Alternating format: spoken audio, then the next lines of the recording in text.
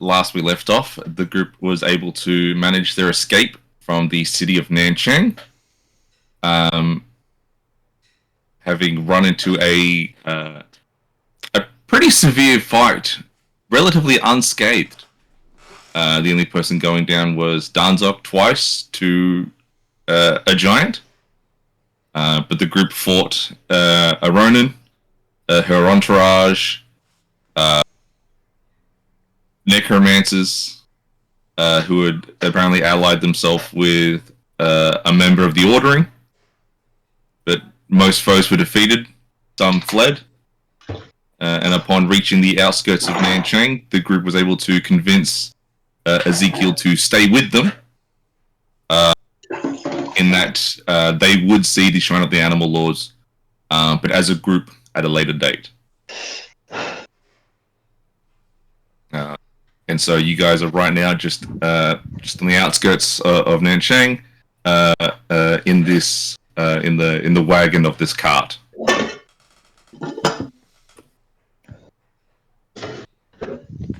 But it's very late Is it in the night. is it a clear night sky? It's hard to tell because of the canopies of the trees of the forest are so high, but by the fact that there is still light coming through it, that it's not cloudy. Yeah. Okay. Are there sounds of animals we don't know? As of right now, no. Cool. It's very quiet, no sounds really at all, so to speak, except for the natural ambience of the horse and cart on the trail itself. Cool. I will sit somewhat silent during the travel to our destination. Heading to the village of Wonsan, which you have been through once before. Finch has come from originally the village of Wonsan, but that was close to a year ago. So the guy that About that? took him in is from Monson. Well, I don't think you. I don't think I would know that. I guess yeah. No. Okay.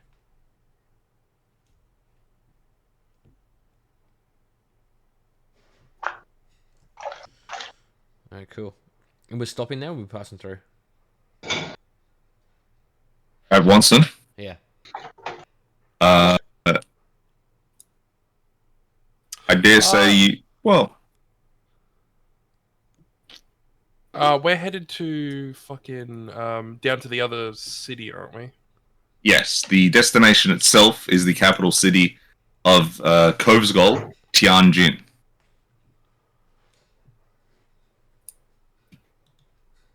Which is where Danzok will have his final He's my hub. fight.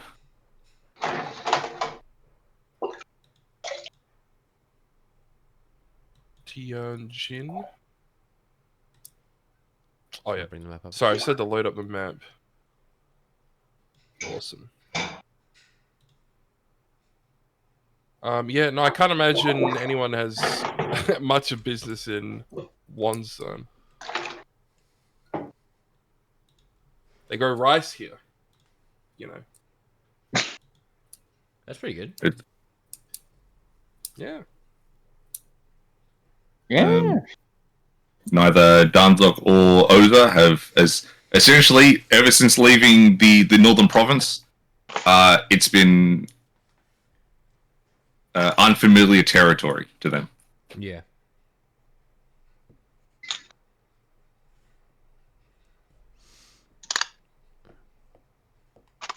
All right.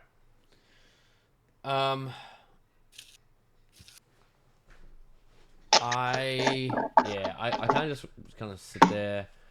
I'm just kind of stow over, just sort of, I guess the anxiety of kind of delaying my trip to the shrine, but knowing that, it should be okay. Kind of what I'm thinking. And I would like to eat some rations. Yeah, you don't need to ask. You can just go. I'm just going to eat some rations. Yeah, I'm not asking. I'm just letting you know for the story's sake. Ah, right. I thought you'd be like, "Yo, DM, can I eat some rations?" I don't know, Kevin. You can't eat some rations. Hello? No. You can't eat here. Let you know for the story bit, in case you, someone asks me for some rations. I don't know, All right, where's that map at? There it is. Jianjin. Cool. Looking around, Danzok is like immediately just asleep. Mm-hmm. Essentially, as soon as you enter the cart onto a more padded area, you just head down, blanket over, and he's lights out. Sleeping, yeah. Yeah, I'll sleep tonight too. I think then after having a nice little snack. Yeah, the Shimmerson popping off in the back and the little fucking jagged teeth of mountains in the background, fog crawling through the valley. Dante's asleep in the wet green fields of over Kengi, Over Kangai.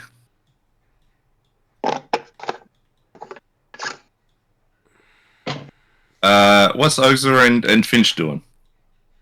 Just chilling. We're just traveling. Yeah. Eventually, I imagine Oza would nod off a bit. Because big night, but yeah. Not much else we can do. The road itself is comfortable enough. Seems that there's enough traffic here along this path through the forest that the road isn't unkept. Yeah. It's maintained to a certain degree. And every now and then, your driver will hail out a hello and good evening to fellow passers-by.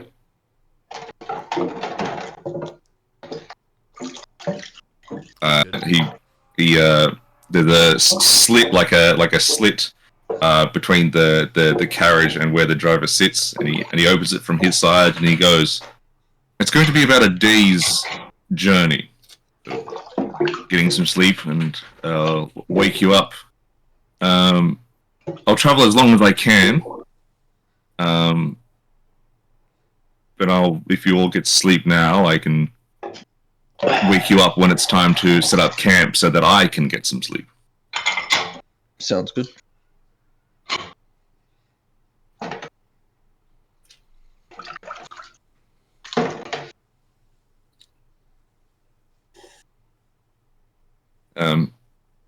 Closes back up and along the journey goes. It's a very it's cold, but not like freezing cold. Just a general coldness. Yeah. It's like a winter's chill. Yes, so it's like that, except without the feeling of like snow or ice. It seems that the floor of the forest doesn't have the heat the canopy stops from merging through. Yeah. Or at least at this part of the season, anyway.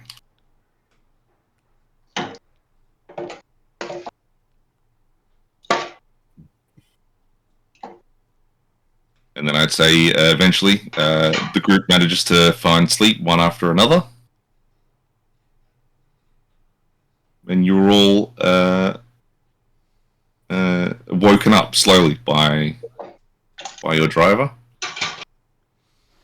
He goes, just starts to shake you all awake.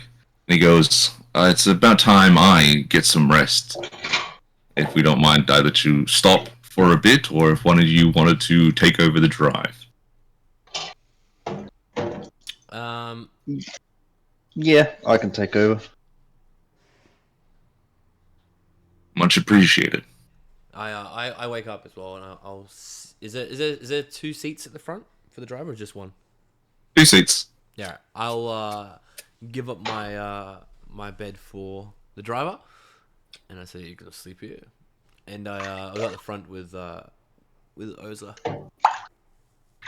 Donzok goes, "Are we there yet?" No, we're just pulling up to decide to swap drivers so that I may get to sleep. Well, let me know when we're there. And he just goes back to sleep. Yeah, I can definitely see him being like that.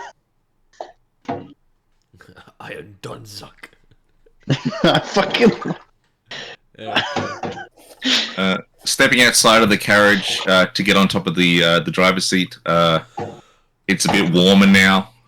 You can see that the sun is coming through the canopies to light up the pathway and just the surrounding bit of the forest. Mm-hmm. It's much more alive now, and you can hear birds in the trees. The moving of bushes of like sort of the natural wildlife of the forest going about there. You realize now like a semi late morning journey. And who's taking lead? Matt? Yeah. Yeah. Roll for me a an animal handling check for me. Just wet hands. Okay. Where's the dice? 14 on the dice. 15. 15? Yeah. You're able to easily get us situated with this horse and wagon setup, and you're able to get with a whoosh of the not so much like a whip, but just like an easy. All right, let's giddy up sort of signal. It's fucking The horses are able to move and then back onto the road to make your way to Wonsan. Cool. Have we entered the province of Kobosgol yet? No. Alright, so still...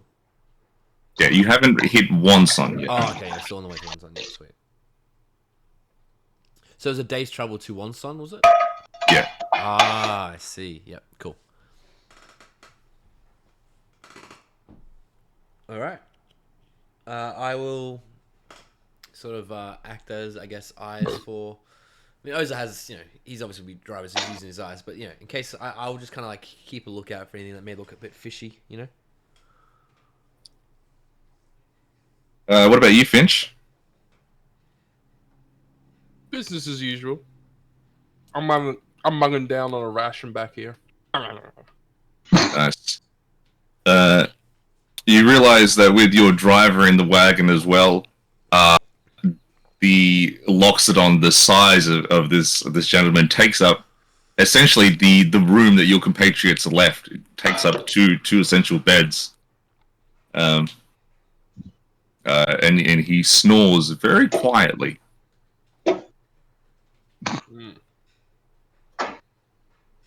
Nice. Oza and Ezekiel, roll for me a perception check. Happily, mate. Like 4.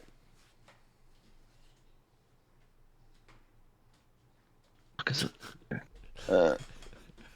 18, 22. 22? Yep. Getting all No the worries. good rolls out of the way, apparently. Ezekiel, you essentially just see the surrounding environment, the road ahead. There's no one. No one's coming forward. No one's coming from behind. Just a nice stroll through the forest. Finch, you see, beating by one, hidden away, further off to the left, a pair of large eyes. Finch or Oza? You said Finch. Sorry, Oza. Yeah.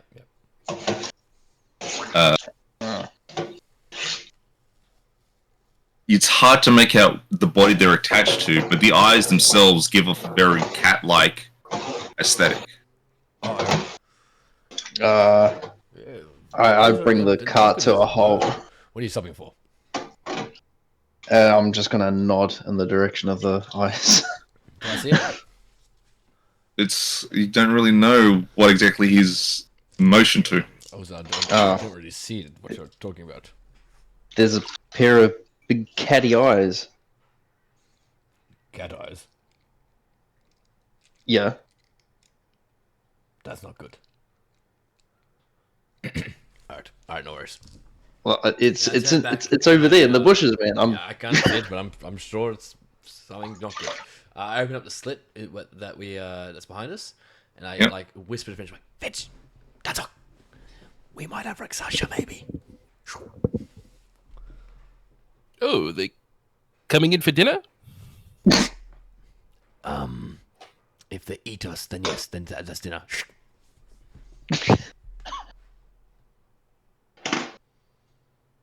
And I have a hand on my sword, not out. And then out of the bushes. Yeah, there we go. Fucking Carry hell. Ooh. Donzo goes, he's Rixasa. Look, it's Ezekiel's problem. Look, if it's just one, he's got it. Alright? Wake me up when we actually get to where we need to go. Yes, fair point. Alright. Eyes are forward, and I kind of wait for the cart to stop. It has stopped. Yeah, that's I turn to Oz, I'm like, how this. should I go deal with this? Yeah, I'll bring the cart to Finchette. Can you take the reins for a bit? I can do that, yes. No, to Finch. Oh, my apologies. Me? Yeah, I'm in the back. yeah. Can you come up the front and take the reins so I can, like, go have a look with Ezekiel? Okay. Is fucking Donzok asleep still? Yes. I'll leave him there. He's got the Loxodon. Yeah. Alright, once Finch comes up front, I'm going to jump off the cart, and I'm going to, like, take the right ways around to where the eyes were. I'll take the opposite. Can I roll stealth, please? Yeah. Actually, you know what? I'm not. I'm just gonna walk These straight suck to it. balls.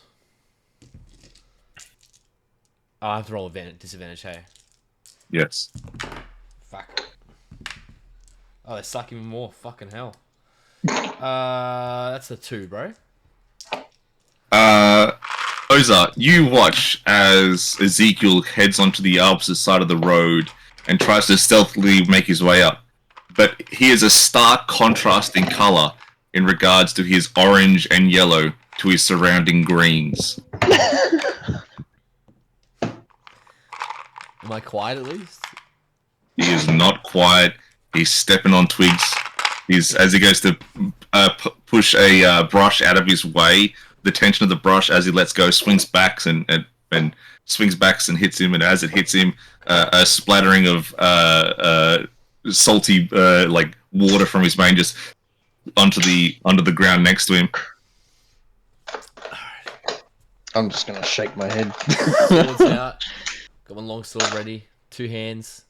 Shield on my back. And when I get close to where the bush is, Yeah. I am going to...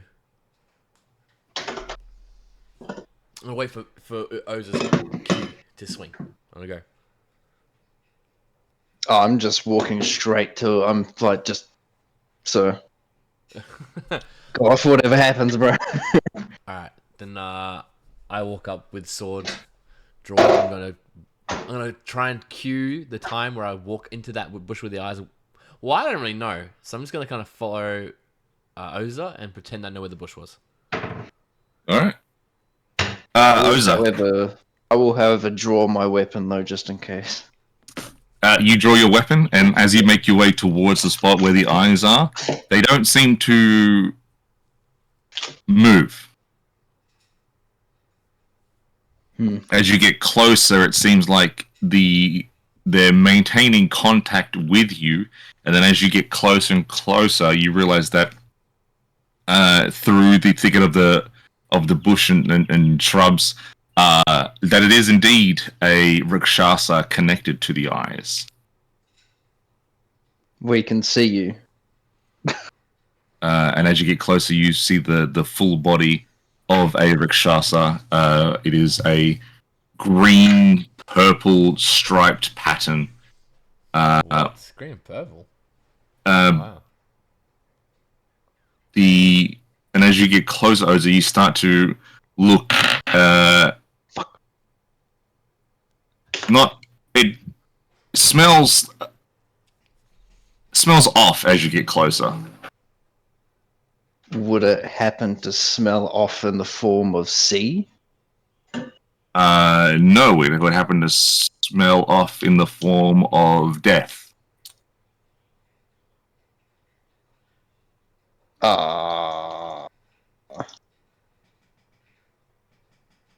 And it's the realization that it's not so much fur, but warts and grime and pickled-looking skin.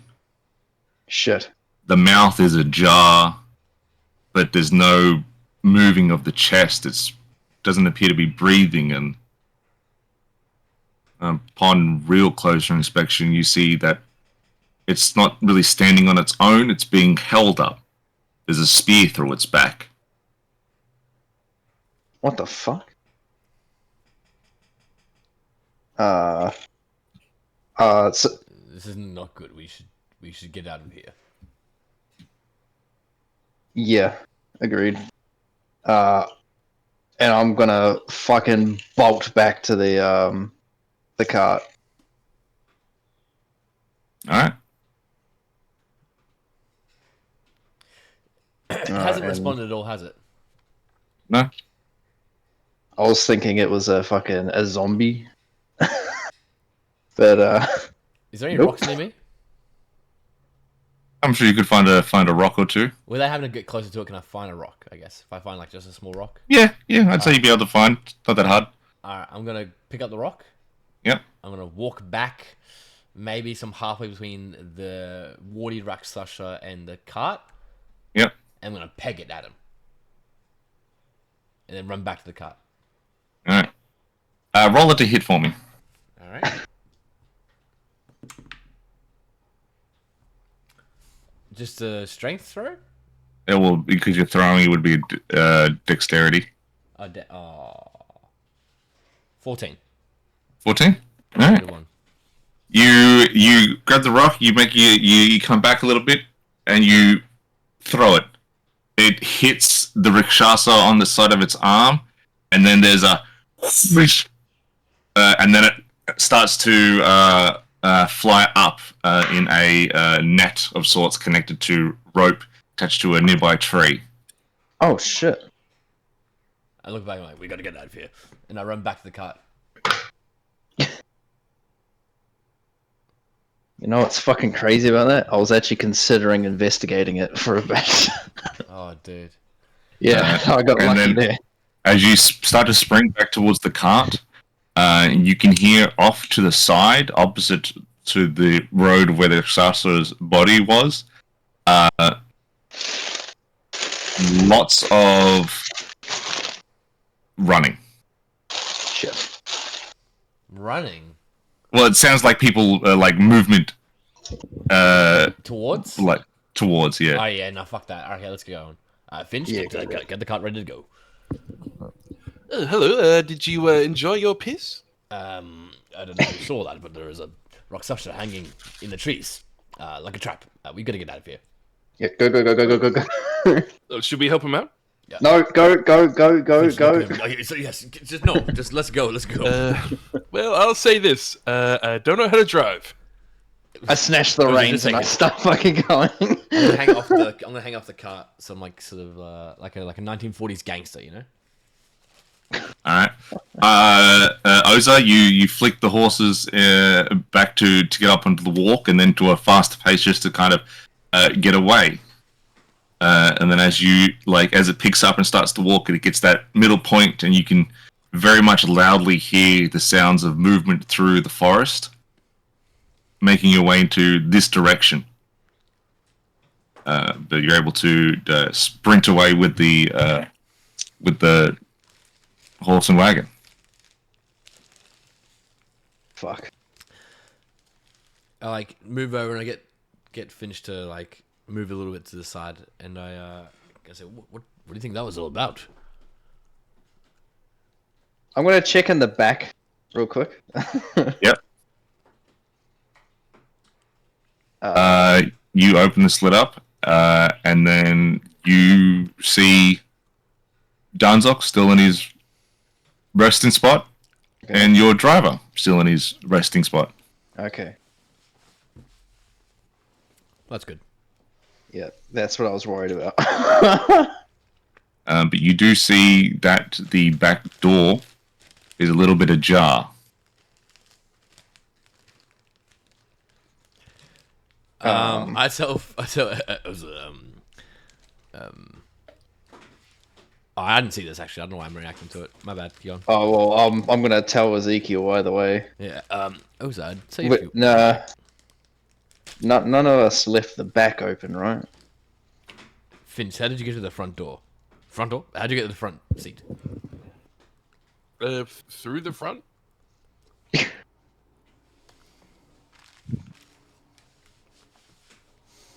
I tend to Oza go. That's not good.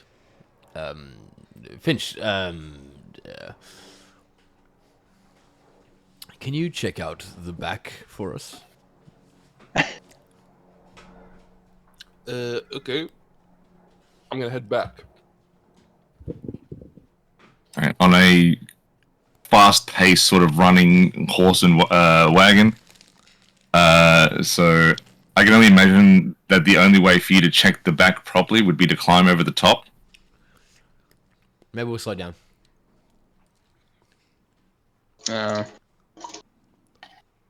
Just a little. Enough that there's no fucking. Well, there's little to no chance someone on foot could reach us, but yeah, so that it wouldn't fucking hurt anyone too much. If someone were to, I don't know, fail a check and fall off. All right. Reminds me of a ride to fucking Armadillo. Huh? No. Oh. So are you? Because one, Finch, how are you going to check the back of the cart if the cart is still in motion? And two, are you going to stop the cart, or are you just having it at a slower pace? I reckon just slow it down. Yeah, and I will just climb over the back. Close the back door while you're at it, please.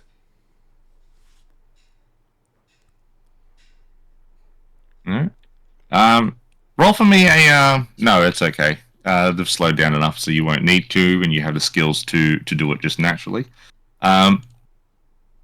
Making your way, just following the handles and side pieces of the wagon itself, you make your way to the back of the wagon. And then, are you just opening it, or what would you like to do? Well, I'm just going into it, just going straight in there. Are you going straight in there? All right. As if it's my house. With the vibe that it is literally my house. I'm just going in there. All right, sweet. Coming up, making your way like around the wagon, and then you open it and step inside. And then next to the Loxodon, you see a very small, about 1.5 foot tall, little blue creature. Huh? From where he was obstructed vision-wise by the size of the Loxodon when Oza or Ezekiel looked through the front slot.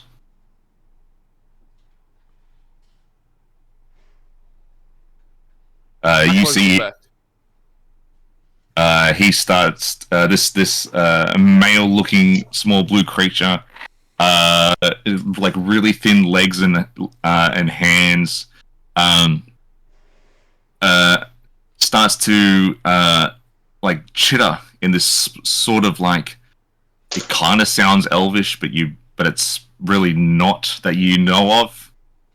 And then you see that in his hand is string connected to a bunch of potions that he's sort of like loop tied together. Oh, it's a suicide bomber. Oh, Oh, hello. It just stands there and then just like waves at you. Smile and wave. I always say about a smile and a wave. So I start waving, and then I'm just gonna walk past him and just close it back.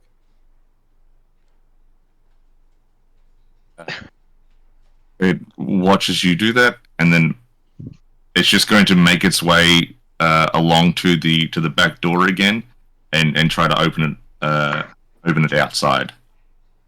Well, I'm still standing there, so I watch him just walk up to me and push it open. I go, "What are you doing?"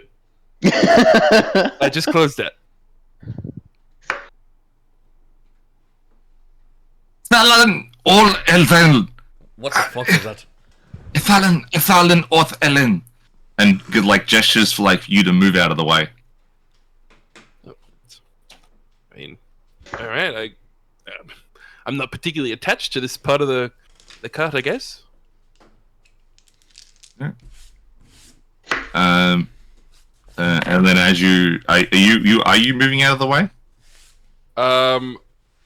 I am going to move out of the way, yeah, and just watch him.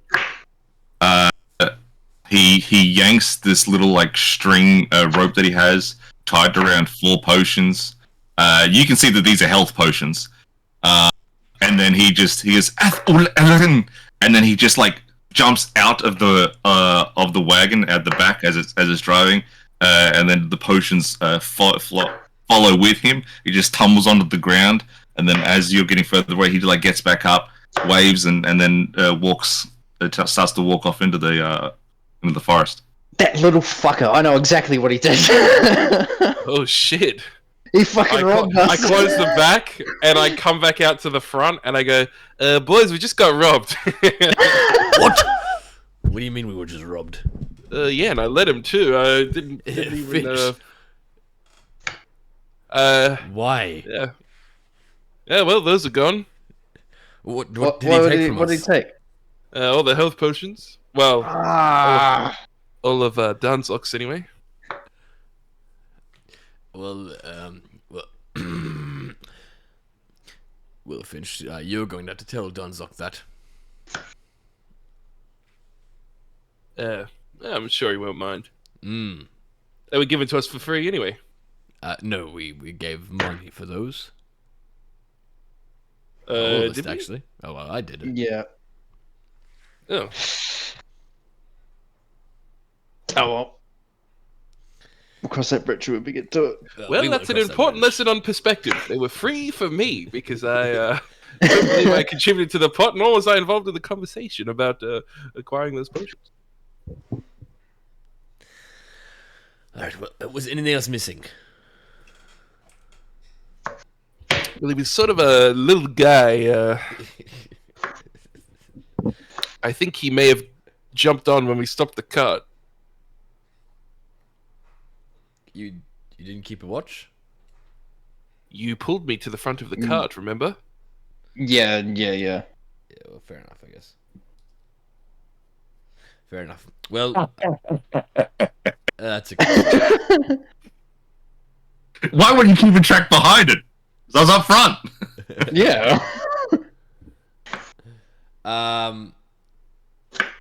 Alright, well, can you check if anything else has been stolen, Finch? All right. Assuming I'm just checking through your bags, so I'll duck back and I'll look through everyone's bags and see what's going on. As you are not really aware as to what exactly they all have individually, it's hard to tell really if anything has been stolen from either your bag Oza's Well, I bag. was there when they all received their greater healing potions and their iron skin potions and all that sort of shit. So, I'm also specifically looking for them since was the thing wearing clothes, because otherwise the rope and the potions were the only thing he had on him. He was wearing like very rudimentary, like shredded like pants, but no shirt. Yeah, so I'm just looking through everyone's bags to do a count on the potions. All of Danzog's potions are gone. Do I have any potions left? Yeah. As long as the group potions. collectively has something, because at least then we can split it. It looks like the creature, whatever it was, only took whatever Danzog had. Oh, he's not going to be happy. If he finds. I'm not going to say anything. If it's good. I won't be saying anything about it on the matter. So, And for game purposes, the previous night would have counted as a long rest. So, Alright, thank you. I think you might have. So does that mean I get my 46 hit points back? yeah, like the nap that everybody had before everybody got woken up would have counted as a long rest. Well, no, I mean that my max health got reduced. Oh no, the max health reduction stays. Okay. And I regain 1d hit die, hey. Or do you get all your hit die back? On a long rest. Yeah. Yeah, you get your HP back and half your hit die. Ah, half. Alright, cool.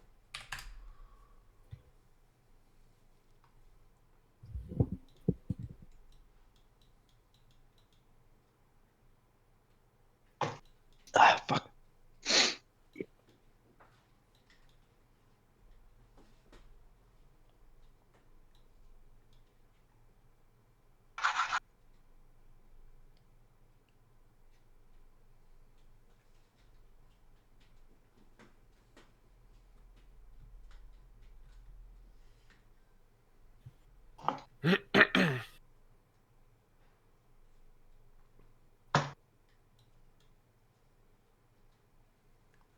Alright. I said as alright, well if Finch has figured that out, then let's keep going. These people might still catch up to us. just look from him to the horses. If that's what the horses are doing. Oh, I thought we were still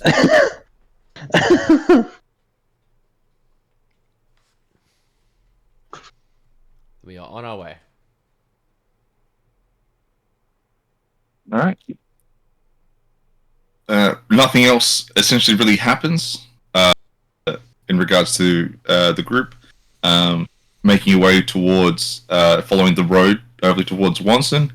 Every now and then, further along in the day, some travelers will make their way from Wonson to Nanchang. There's a couple of family groups that go past. There's a couple of trade cuts that go past.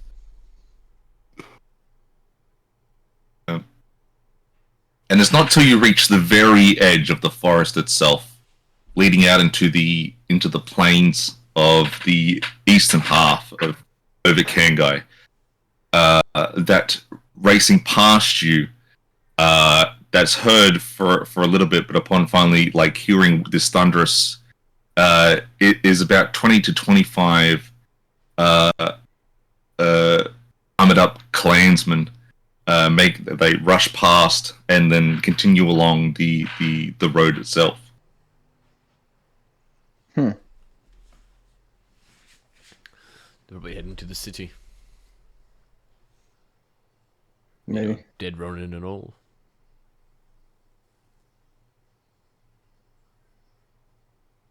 Do you miss the clansman life, Uza? Yep. Nothing I can do about it though. Yes. What were you doing before you joined? Nothing. doing nothing. No goals. Yeah. No personal. No achievements. Yeah, I was left in fuck, what's that forest name? I always forget it.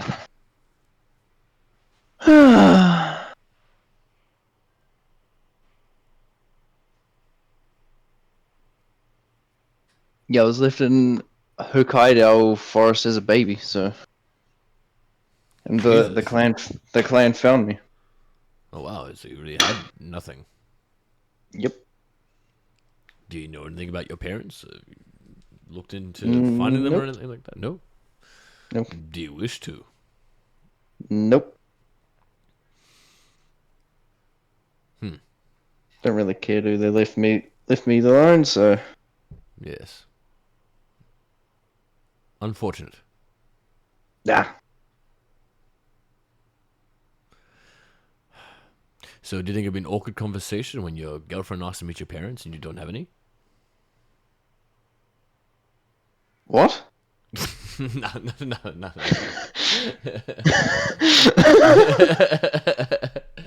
Nah, just making conversation to one side.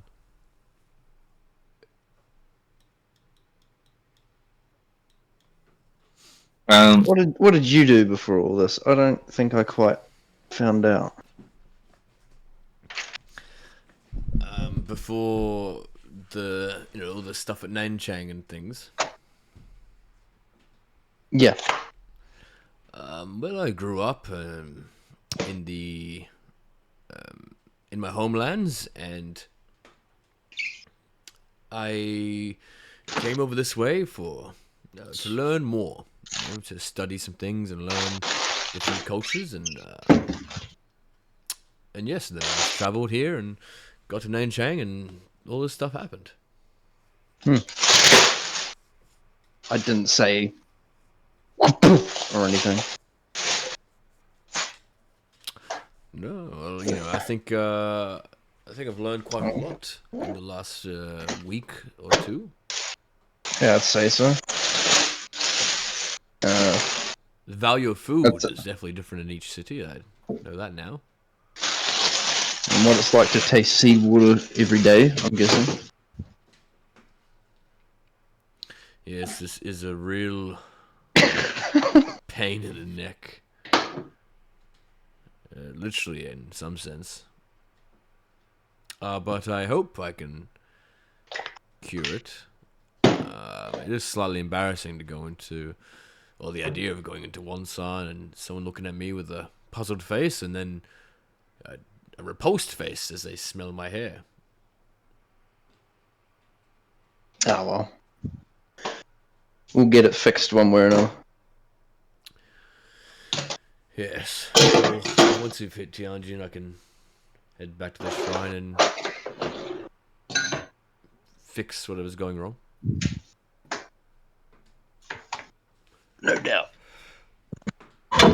Yeah, small conversations to one side, my man. Up! Oh. Oh, okay with the rains here? Yeah. Seem to have gotten the hang of it. That's good. Oh, were you? Oh. Making a joke of I can hear the dishes fighting each other. Oh no, that's. Oh, I mean, technically, I suppose. Dishes. No, I dropped a fucking pot. As you get to a certain point, the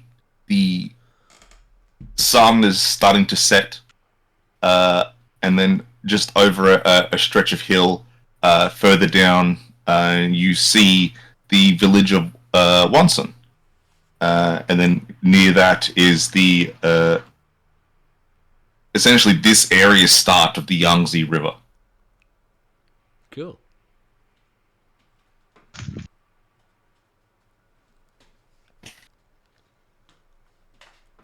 Making your way further along, it seems that traffic itself has stopped between Nanching and Wonsan, heading into this late in the evening.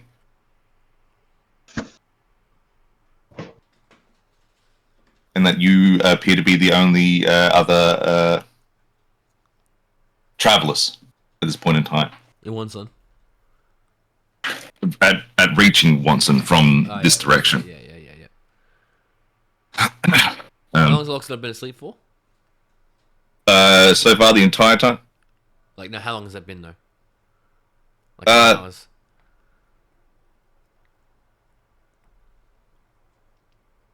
Coming on 10, probably 10 hours. 10 hours sleep. Fuck, now he must be tired. Alright, well, I guess we're pretty tired though, right? I mean, Darnzock's been asleep pretty much the entire time. 24 hours. Alright. As we go to enter Watson, I say, should we wake him up and he can take over the shift? Yeah, sure. Well, we need to know where we're going anyway. Yes. I open the slit from the back again. I go, I didn't catch his name. What was his name, Oza? Do you remember? No. Finch. Yeah. Can you wake up the Loxodon, please? Okay. Thank you. I walk up to him, slap him on the belly. Oh. Good evening, Finch. How are you? Oh God, he knows our names. More work, I think. I think they want you up front. What heavens for? I assume we have reached the village. Listen, they don't tell me anything. They just send the orders down. I hear that, Finch. I hear that. But to tell you the truth, if they're looking for a guide, I've never been to Watson. Would I have heard that? If you were trying to eavesdrop, sure. Oh. Not really. I don't really tell Finch why we're waking No. him up. I just told him to wake him up. I'm sure if you poke your head through the cloth there, they'll let you know. Have you ever been to Watson, Finch? Yeah, I lived here for like half a year. Then I dare say we swap. If you don't mind, I would like to get a little bit more I sleep. think you're operating on the idea that they're looking for a guide. I'm not even sure what they're after. They just wanted you. Maybe they need to get something that's really high up, you know. And they want to make use of your trunk. Who doesn't these days? And he gets up a little bit, and then he opens the slide again and he goes, yes, gentlemen, what was it? Yes. Was there any personal place that we were meant to go to? Or was it just once we get here, we get here? No, it was, I will travel with you until we reach the border. And then we will part ways. Ah. Sorry to disturb you. It's Oh, no wow. problem. Well, sorry for waking you up there, Julius. You know what, Finch? It's all right. I'm awake now, I know his name. so I guess it's time to stretch the legs. And then he goes, Oza, do you mind just parking the cart just outside the village so we can hop out? Sure thing, and I'll do that.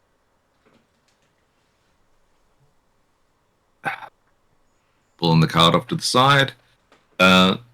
And then Julius steps outside, and then essentially he was like hunched down and trying to like create a smaller profile for himself inside the wagon.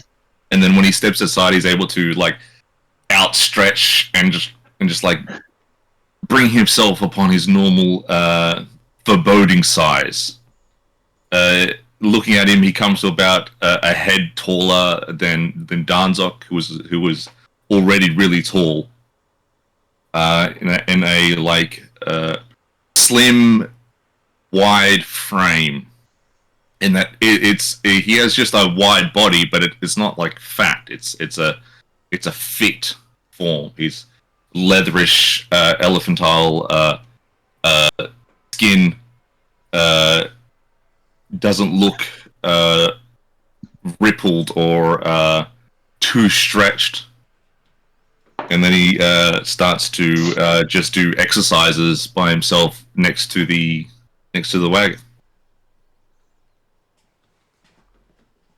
Seems quite limber for a elephant man, doesn't he?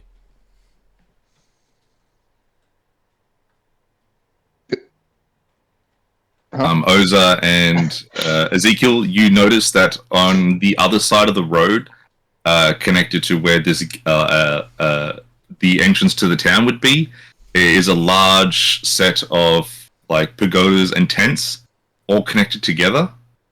And at the front of where like a tent is open on itself, a lot of like chairs and tables behind it, is a very old-looking hobgoblin gentleman.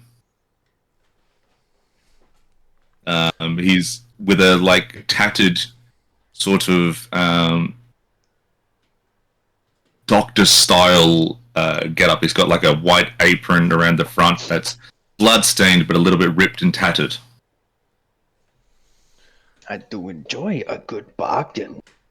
Should we go speak to that man over there? He looks quite interesting. Maybe give us a bit of tips on the travel down to Yonjin. Yeah, probably.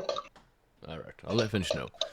Finch and Julius, we're going to be heading just down that way. Just see what the fuss with that is about. Just get an idea of what we should be expecting on our way down.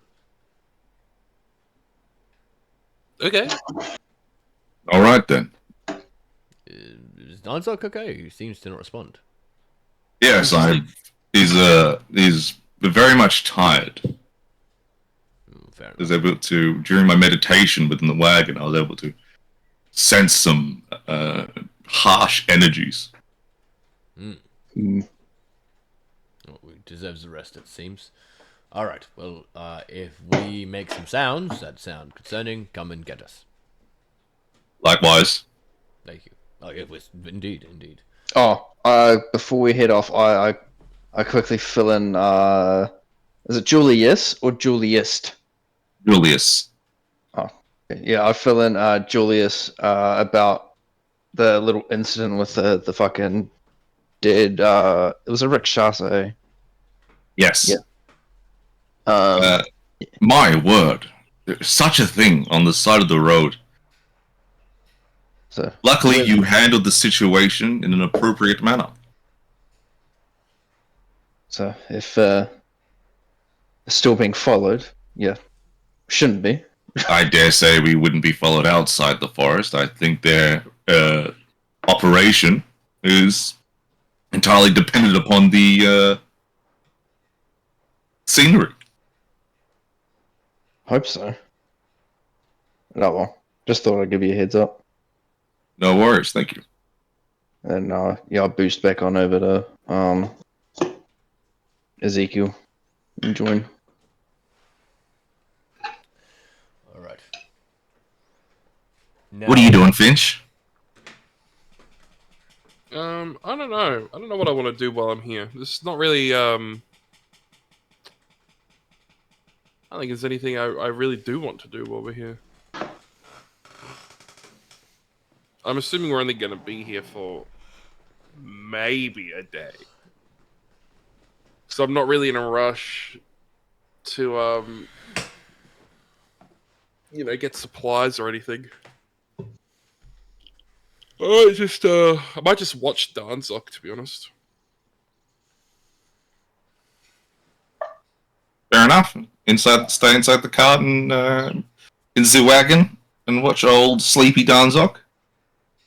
you should talk to him like people talk to people in comas and shit. Danzok, He's not in a can coma. you hear me? I don't know if you can hear me right now, but Mum says you can. Yes, Finch. Where is Julius? Is he safe? Is he alright? Oh, fuck! Should on the Yeah. approach with Danzok, both your parents are dead. on the approach with Oza, should I say to Oza, I say now, do you want to do the speaking or should I? You can. I don't really know what I'd say. Yes, I trust me too. And I walk up and when I get the chance, I approach and say, "Good morning, good evening, gentlemen." Yes, it is a calm night.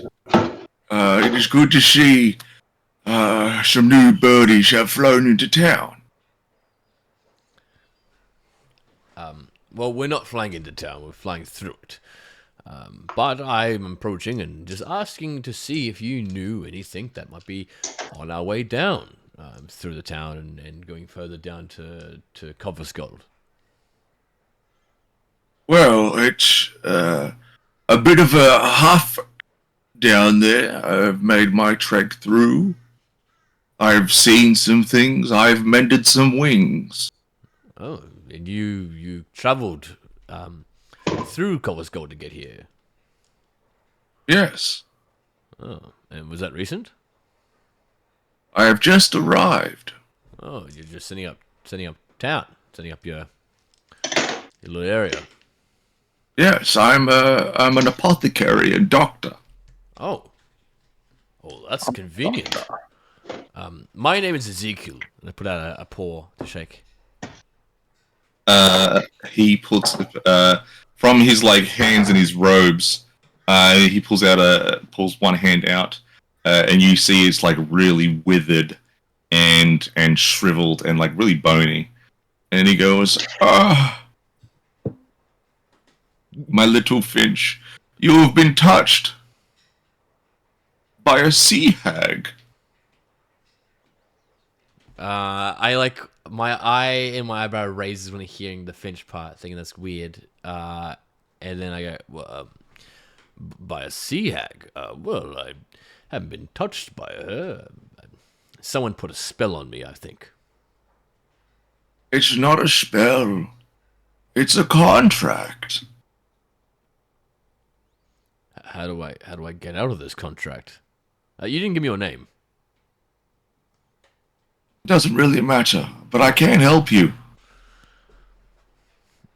All right. Well, how do I fix this? From a doctor's perspective, I mean, I have an idea of what I want to do to fix it, but Well, it's... Tell you what. You come, lay on my table. I will work some of my magic, and we will see what can be done. Turn those seaweed hair into manes of gold. can I roll insight? Yeah, sure.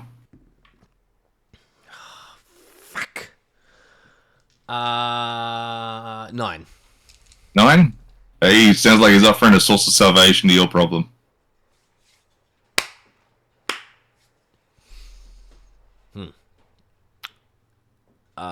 Look. All right. Well, that does sound fine. But I'd like to. How much is it going to cost? Is probably the biggest thing. I'm satisfied with neither money nor food. But I hear if you go, some children have gone missing. Well, that's terrible. And if you could lend the town your aid, I see you are well, you look like a capable and strong fighter to both make a contract with a sea hag and still be alive. It's quite an achievement. And your friend here, I see he has gone through many a great battle. Yes, he's a clansman. I know. Whoa. So, are you asking me to find some children?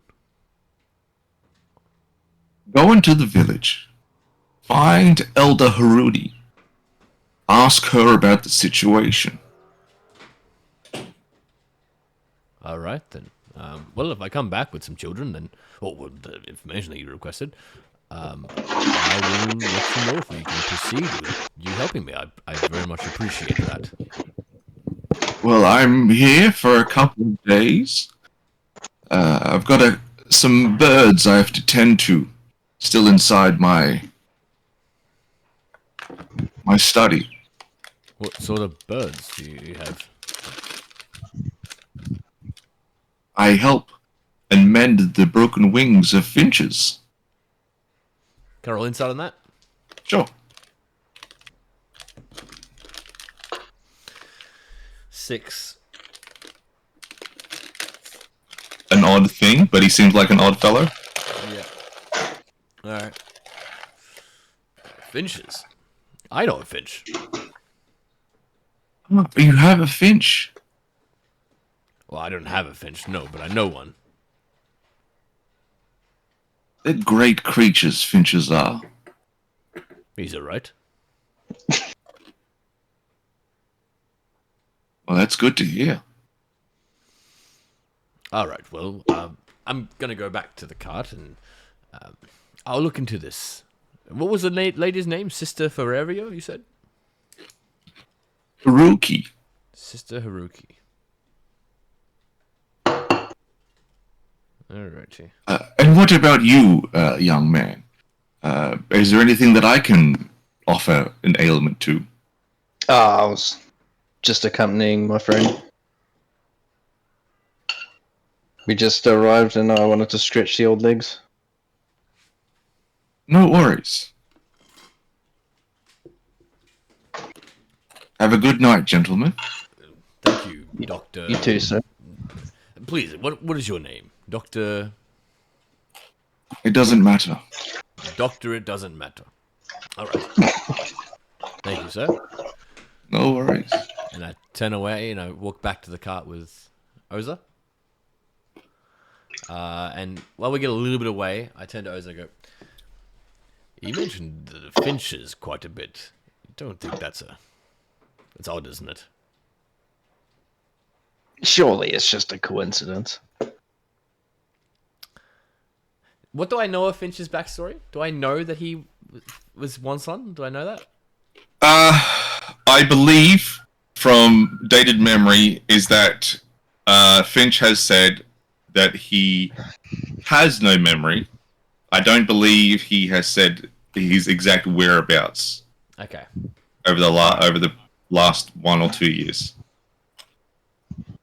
unless Brendan, you think otherwise. You told me about a doctor, right? I don't think so. Okay. I think I did say I came from Kangi, Yeah. but I don't know if I've specifically said once. Alright, cool. Alright. Alright, I come back to the cart. And I just ask him, how was Donzok? Is he alright? Still sleeping? Well, yeah. Alright. I'm just making sure he doesn't get robbed again, you know? Of course, of course. We spoke to a man from early up to where we went to, the person we were going to see, and a very odd fellow. Wants us to save some children he called finches in the city. Very, very odd. Oh, yeah. So I don't know if we're going to spend some time in the city, but it might be worth it. Yeah. You know, children in need. Sounds quite interesting. You know, I think it's a thing that we should do is save them. But I also am quite concerned with this man's demeanor. Odd person. But he said he can save me. Well, try and work his magic, but... Oh. Yes, but From your seaweed hair. Yes, I was in contract with the Sea Hag, and that's not great, but I... And did your nightmares come true? Did everyone shrivel in horror when they saw your hair? When they smelled your breath? When you smelled like sea sage? No, he didn't actually flinch at all. Yeah, well then there you go. It's all good. Yeah, You've nothing to well, worry about, Ezekiel. that's true, I guess. Well, I think the Queen of Cats can do a better job of fixing me than he can, so maybe we go through. But it might be worth seeing this Sister Haruki, who you said you speak to. Wait, did you say Sister Haruki? Yes, that's who he said to go see. Okay. Do you know this person? No, but I did make you think that I did for a second, didn't I? You did, Finch, yes. I slapped Finch's shoulders in jest. Well, maybe we continue through. Also, shall we take the reins? Or is Julius still stretching his limbs? I mean, is he in the cart? No, he's outside the car, I'm presuming. Oh, I was talking like Piggy Man. Oh, No, he's not inside the wagon. You see that Julius is now cross-legged and meditating on the grass. Well, he's over there if you want to talk to him. yes, I think I will. Yeah. I go out of the Yeah, car, I'll just. go back around, and I say, Julius, how goes the stretch? The stretching went well, and now I'm in deep thinking. Should I leave you to it? No, it's a sort of prayer that I have for the animal lords. Oh, that's interesting. And I pull out the Silver Queen of Cats. I'm like, I also pray too. That's not surprising, Ezekiel. You do come from the desert kingdoms of Ragash. I would be surprised if you didn't pray to the Queen of Cats. Of course.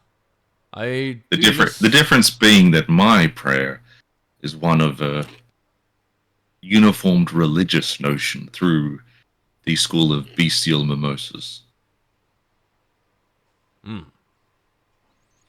Is it a good school?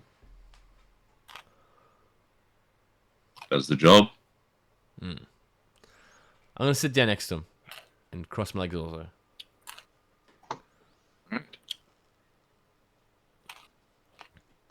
How long have you been studying for, Julius?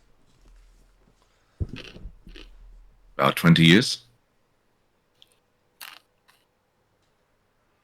It's a decent amount of time. I have been here all my life.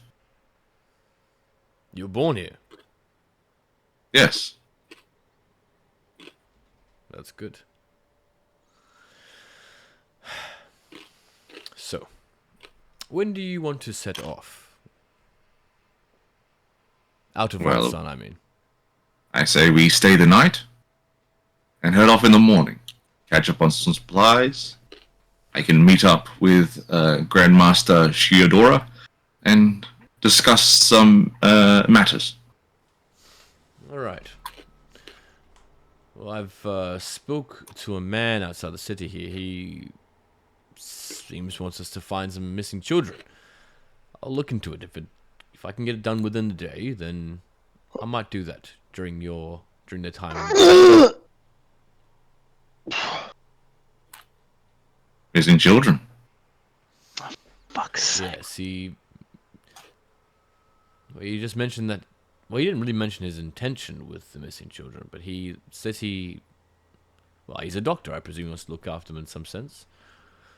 Though I do have a concern. He is an odd person. Kept mentioning finches. I thought that was just a weird coincidence. What's the coincidence? Well, our friend is Finch.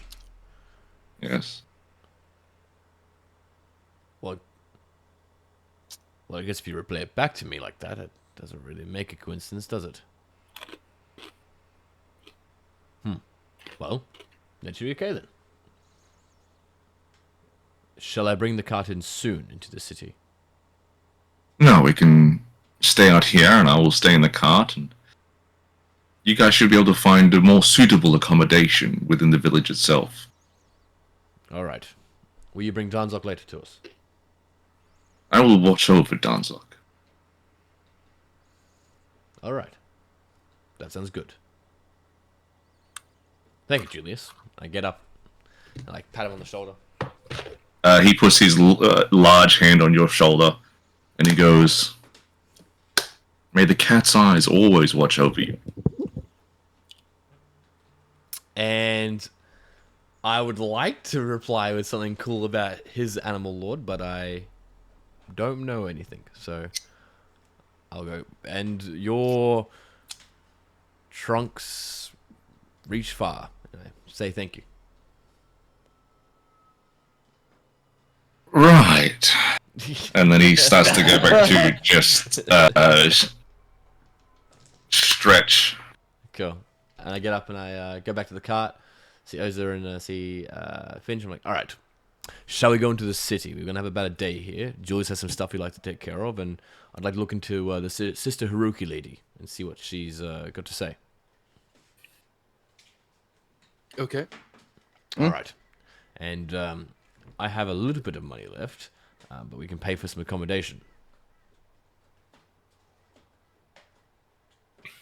Though if I can't afford it, I would like to ask. No, I could probably help us out this time. All right, awesome. Well, let's get going in a few minutes. I'll start heading in now. Do you know where we're going? No, I don't. I'm just going to walk in, ask some questions, and ask where to stay, and find a place. And then once we find a place, I'll go from there. Fuck this shit.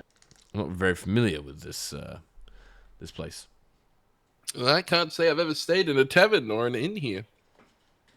Well, I guess it'll be a first for both of us. All right, let's go. And I'm gonna start walking into one side. All right. Making your way into one side, it's a small village. Made up by the fact that its surrounding geography is mainly just flat, layered lands that are built with that are essentially just rice fields. And though you off by in the distance, you can see a bunch of large, not mountains, but large hills off to the side. The village at the moment seems to be up and about. Sort of festival is going on down the main drag of the village itself. It seems stalls are set up. There's parades. There's people are doing performances, mimed. There's puppetry. That's cool. I walk through the city and I'm quite amused by this. Quite a big smile. And I say to the fellas, "Oh, this is quite a fun city, place. Sorry, town, village." Yeah, village would probably be appropriate. Yes, quite a fun village. You get to a certain point within the main drag where you see this large 2-story building. And it's got a sign that says 13 assassins. But the behind the word assassins is just like a long bed. I'm assuming this is our inn.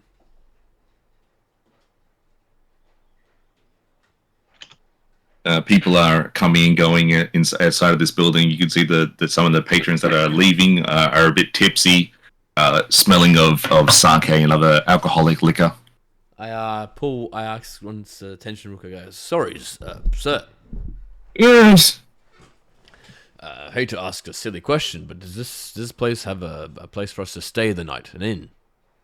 Well, if you got the money, sure. Well, it's an expensive place, is it?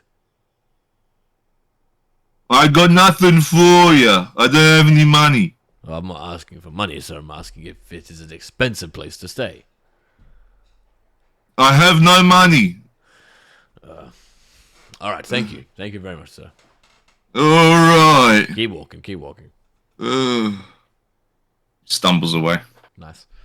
Like, I'll turn back to the person. Well, we might have to see how much it costs, Finch. Let's have a look.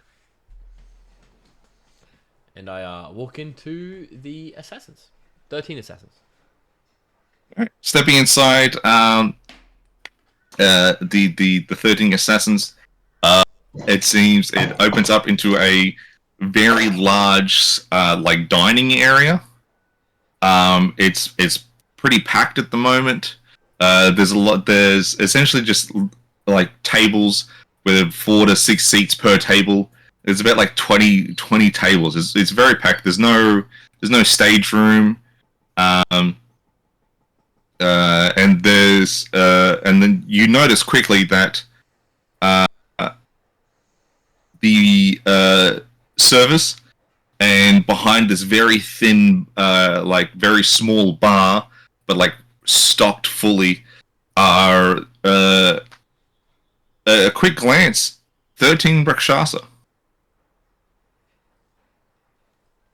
I kind of freeze up a little bit. And I look to Oza. I'm like, Oza, you might have to, or Finch, you might have to take over this one. I can't, I don't feel safe speaking to these people. Huh? Well, the Rakshasa are after me. Can you handle this and get to our room? Okay. Alright, I'm going to sit in the corner with my back turned. Damn, he just he didn't need to say these people. You know what I mean? I'm gonna walk up to the innkeeper. There's a Rakshasa standing next. With my hat nice and low. You know what I mean? Nice and low. All right. Walking up to essentially this small bar, standing next to a more of a server getup is a Rakshasa in a finer set of clothing. He has orange, white, and black swirling stripes that essentially, like, run up his arms and legs. His face is like a swirl of color. Able to dignify that he looks to be the most important person, and thus probably the owner of this establishment. Yes, may I help you? Hello, partner. I'm looking for a room. Just for yourself? Me and 2 others. All right. Well, we just have a room that's come available. How long will you be staying? We'll be staying for 1 entire day. That is more than perfectly acceptable. That will be 1 gold. 1 gold? Can do. And I hand him 10 silver on purpose. Ah, excellent. We've been running low on silver. Much appreciated. He takes the 10 silver, hands you a key with the number 7 on it, and he goes, just up around the side, there's a small set of swirled stairs. Up there will lead to the 2nd floor, which contains the rooms. Please, enjoy your stay. Will do. And I'll back away and then do a quick spin and then walk out the door. All right. I go up to Oza and I go, he had no idea who I was. Well, that's good. Anyway, we're in room 7. And you know what? It's just for the 3 of us. So if Danzok wakes up and decides he wants a room, not big enough.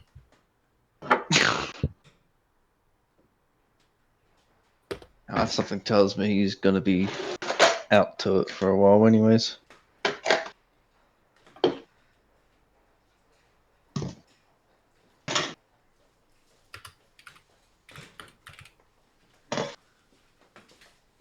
I turn around after 5 minutes and I see that my friends are not there, and I go, ooh. There we go.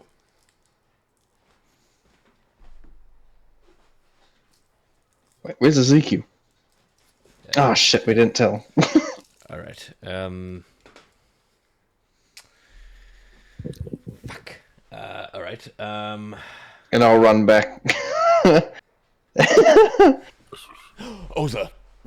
Feel like, yeah, and like, you know, I stand up. come on, this way. Yeah, I leave with him. How did it go? Room 7. Room 7. All right. Fantastic. I see you know your room 7 well. All right. Cool. All right. All right. Well, let's go find the sister Haruki and ask about these children.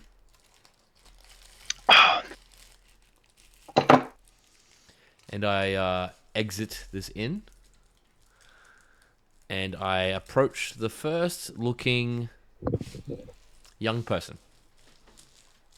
The first looking young person is a guy get up in clan gear. Yeah. There's you can essentially see two different sets of uniform within this city. Good.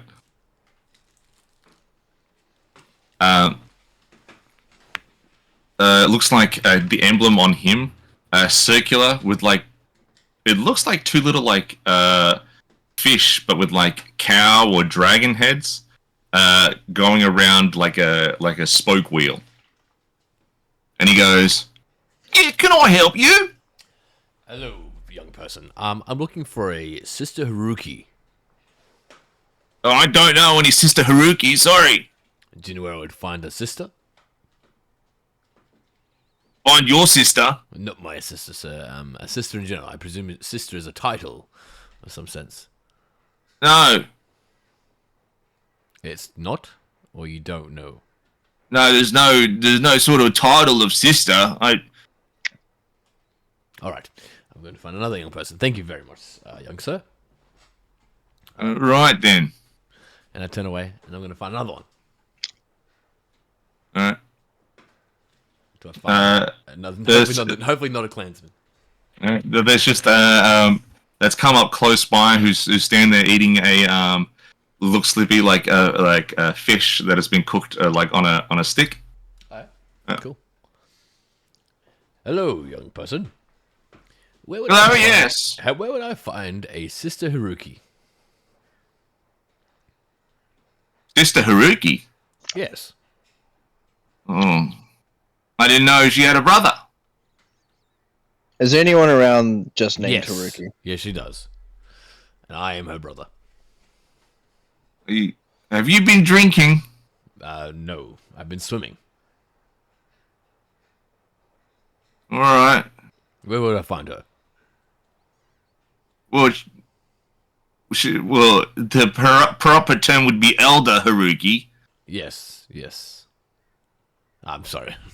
It's been years. Where would I find her? And you say you're her brother?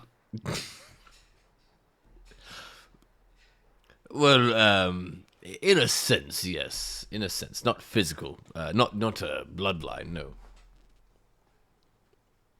Physical? Where would I find her, please? I can see that you're trying to eat. I'm trying to find her. Let's get to both our ends as quick as possible. Right. Okay. Well, I don't know where Elder Haruki would be. Sorry. Thank you. Oza, that old man, I think he mentioned where to find her, but I did not mentally write that down. Where would I... Do you remember what was said? Do I remember what was said? Yes. I I think it was Tiananmen Square or something like that. It had a T in it. I remember that. I don't remember either. Well, if she's an elder, she must be some part of church or something, correct? Tell the truth, man. I was mentally cooking, so I zoned out in the conversation. Right. Well, I'll try the church then. Alright, come on, fellas, let's go to the church. And I go to the church. Alright. The closest thing to a church here is just a humble-sized temple. Yep, I'll go there. It seems to be so far the more prestigious looking building. Looks like it's been constructed out of marble and then essentially painted over to not give it that white aesthetic. It's more of like a dark grey with looks spotted. Okay, cool. I'm gonna walk in. All right. Up the small set of stairs, open the door into this this modest temple. You see that it's essentially just a single entry exit way.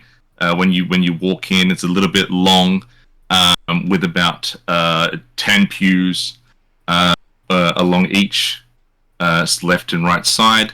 That leads up to a raised sort of higher platform, which going along like a more square function at the back looks like a podium where a religious figure might speak, and a bunch of bookshelves filled with either books or looks to be scrolls. That's cool. You see it as you're inside. You see that there is a small communion happening, and there is a looks to be a goblin, elderly-looking female up at the podium, murmuring something. All right, I will join this communion until it ends, and then I will ask her if she is Lady Haruki. All right. I look to Finch and to Oz and I go, are you going to wait with me? Yeah, may as well. Yeah, sure. All right. And I kind of join the communion. It's not join, but just kind of like, oh, all right.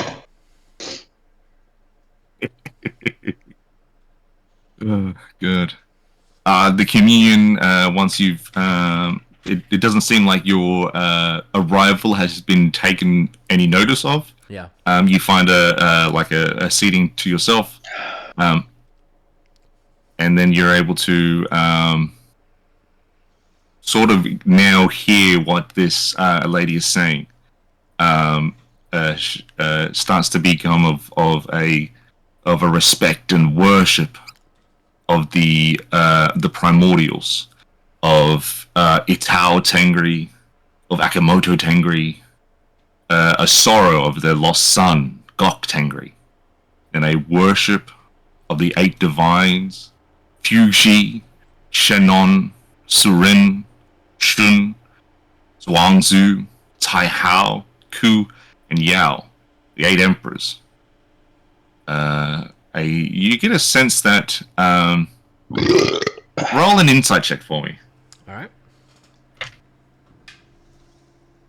Oh, that's a nice roll. Insight will be no negative, no plus. That is an 18. 18. When she says the names of the 8 emperors, each name is said with a bit of venom in it. Okay. Going on about how they looked after by the 8 divines, and that through the holy orchard tree, the heavens at the top of the tree will open for those that are plentiful and bountiful within their lives, that reach and help within the community, and that do good. It essentially repeats itself for a little bit before eventually she finishes the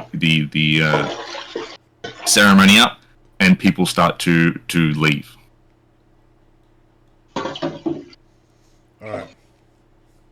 I take my opportunity when I see it, and I approach her and I go, lovely speech. Are you Elder Haruki? Yes, I am Elder Haruki. Nice to meet you, Elder Haruki. My name's Ezekiel. This is Ozer and Finch. We are looking to... I've been told to come see you in regards to some missing children and how I can help. Who sent you? I didn't get his name, but the old doctor outside. Oh, okay. What is his name? What is his name? And you wanted to see about the children. Yes, he said that he is looking to well, I didn't say what he was looking to do, but he wants me to save some missing children while I'm in town here. And we're here for Yeah. a day, and I thought maybe if I could do it within a day, we could help out. Yes, some children have gone missing over the last couple of days. Do you know if there's any reasons behind it at all? Not that I have been able to find, and not that any that the clansmen have able to found either, from what I have been able to gather. All right. In any... Is, Sorry, Finch, keep going. is there a large investigation going on, or what? You don't sound too torn up about it. Apologies, I do not get much sleep these days. I do my best to spiritually search for these children. I'm doing my best, but as far as my knowledge goes, they have not. Whoever has taken them has not taken them into the forest, which is a blessing. So, what capacity does the clan investigate these disappearances?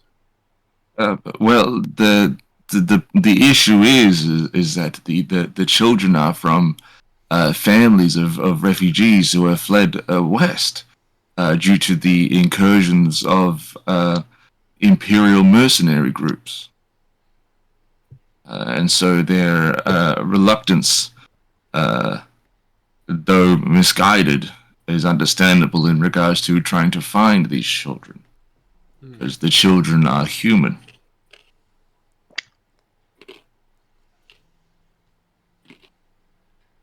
Are they being taken from the same areas? Or is it No, it just is- the only common demeanor is human? Yes, it seems to be the only common demeanor. We have on the road towards Konzia, there is a small refugee encampment that have arrived. They've come through the swamplands themselves, very dangerous. Right.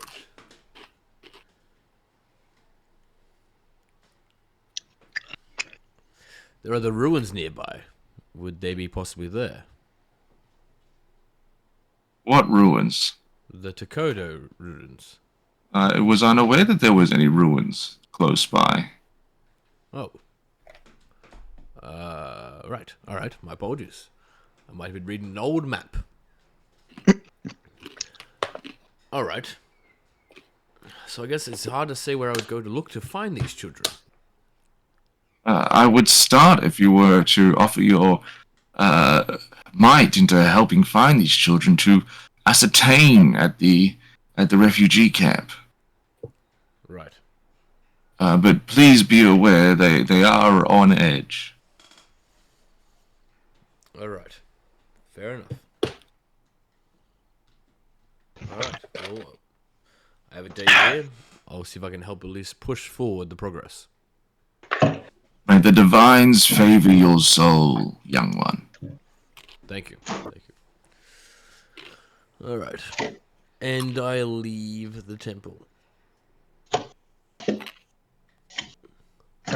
Fuck. Refugee camp, eh? All right.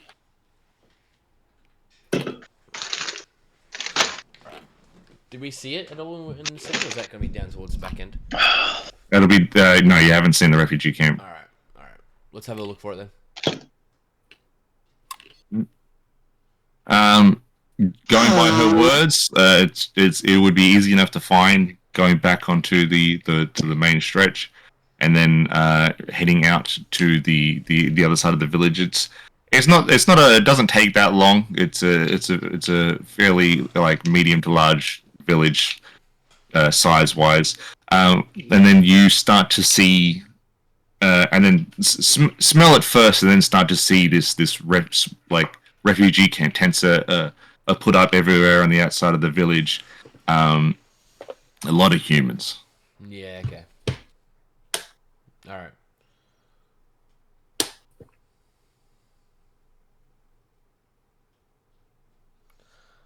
Alright, I'll go in and I look for, I guess someone who looks like he's a commander or something. Someone who looks like they're in charge. Ozer and Finch, you following with him? Yeah. Absolutely. All right. Making your way through the towards the camp itself. You see what looks to be not clansmen, but at the very least armed guards that are sort of like patrolling the outskirts, and then you look that there are some patrolling in through the tents as well. Yeah. Not as like aesthetically pleasing as the clansmen, but it seems to be doing a good enough job to represent some sort of armed guard. Okay, I approach them and I say, "Good evening, sir." You speak common. I then drop the goblinoid for the first time for him. Like, yes, I do. All right. What is it you seek here? I've heard about the missing children, and I would like to help if I can. It's a rare sight to see help, but I'm not surprised to see that it's help not from the goblinoid kind. Have they no care for... They care not for us. They hate us, spit at us while we're not looking.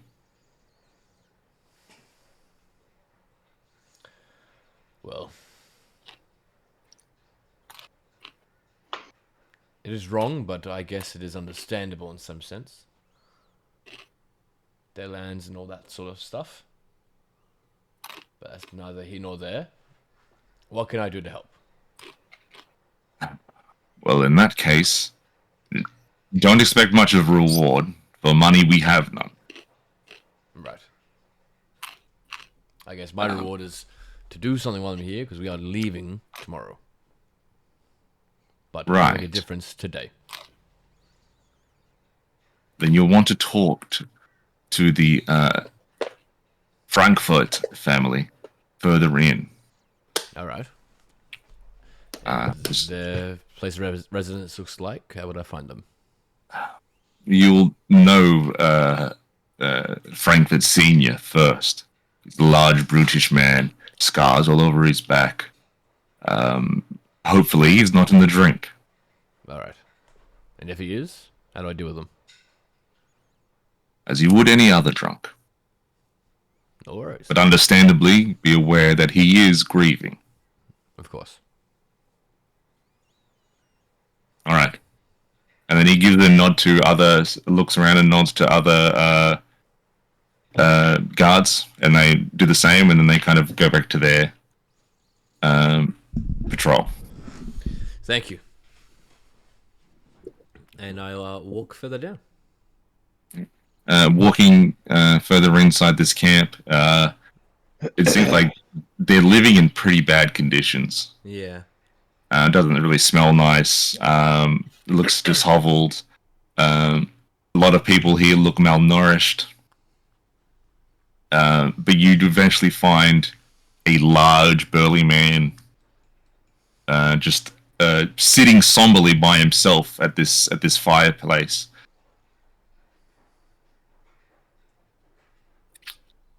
All right.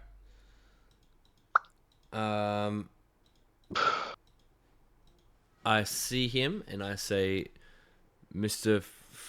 Frankfurt, sorry? Yeah, das ist me. Hello, my name is Ezekiel. This is Ozer and this is Finch. We're looking to see if we can help in some way. To find my children. We'd like to.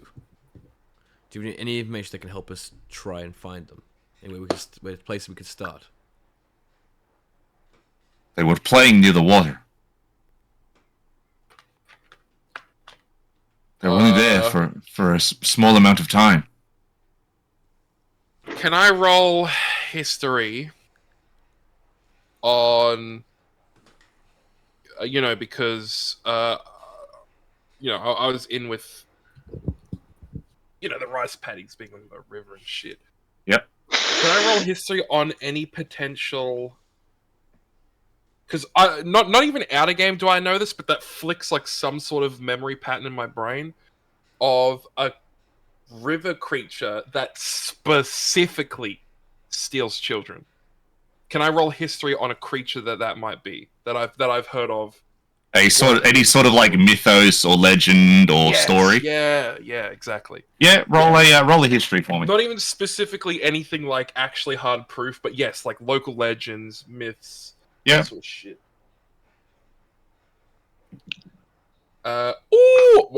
History. Yep. History is where is history? Okay, there it is. That is dirty 20.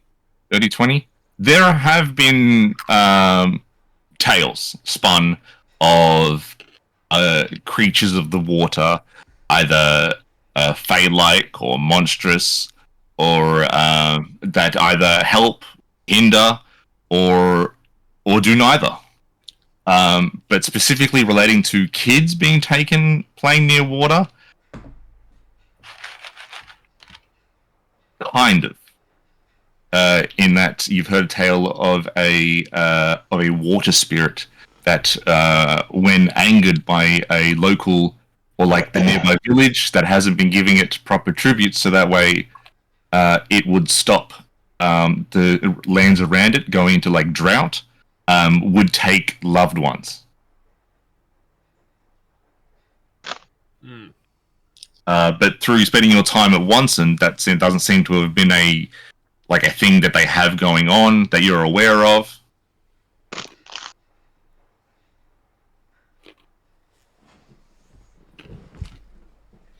Okay. Something to keep in mind.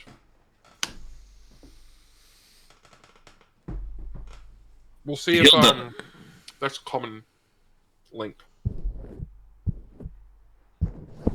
First, it was my children, and then my friend, his son was taken as well, supposedly near the same location. We have been to the guards to inquire about help and aid, but none have come. They care not. No. Alright. Well, maybe first thing tomorrow morning we check out the river.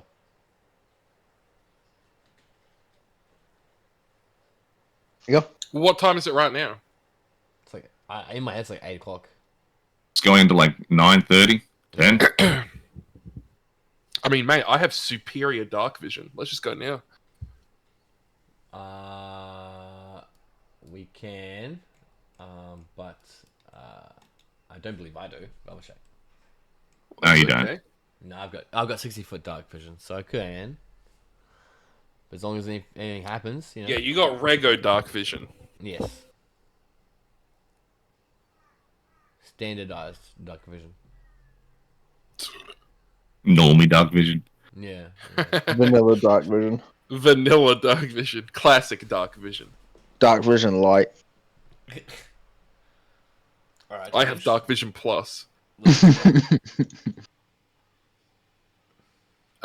Yeah, we can go down and have a look now. Are you aware of any other families' children going missing? How many roughly have gone missing? 8. 8. And they were all near or roundabouts the river's edge when they were As much as we can ascertain, yes. Well, I'm not going to pretend to be an expert to you, but I'll have to think about it. That does sound somewhat familiar. A river spirit, possibly. But, like I say, I'm no expert. But we'll head down to the river now, actually, not tomorrow. And we'll just have a quick look around and maybe have a deeper investigation tomorrow morning. All right. And I just want to also get this one very clear. The guards refuse to come here to help you. Yes. Okay. Well, we will be off. Right. And then as you guys go to step away, a young human female comes up and she goes, "Jack's missing. I can't seem to find him. I swear he was here in the camp not like 5 minutes ago." Another one. I'm gonna hurry down to the river. Yeah, same. I sprint as well. While she talks to him, he starts to put the call out for their armed guards to start to do a search around the camp itself.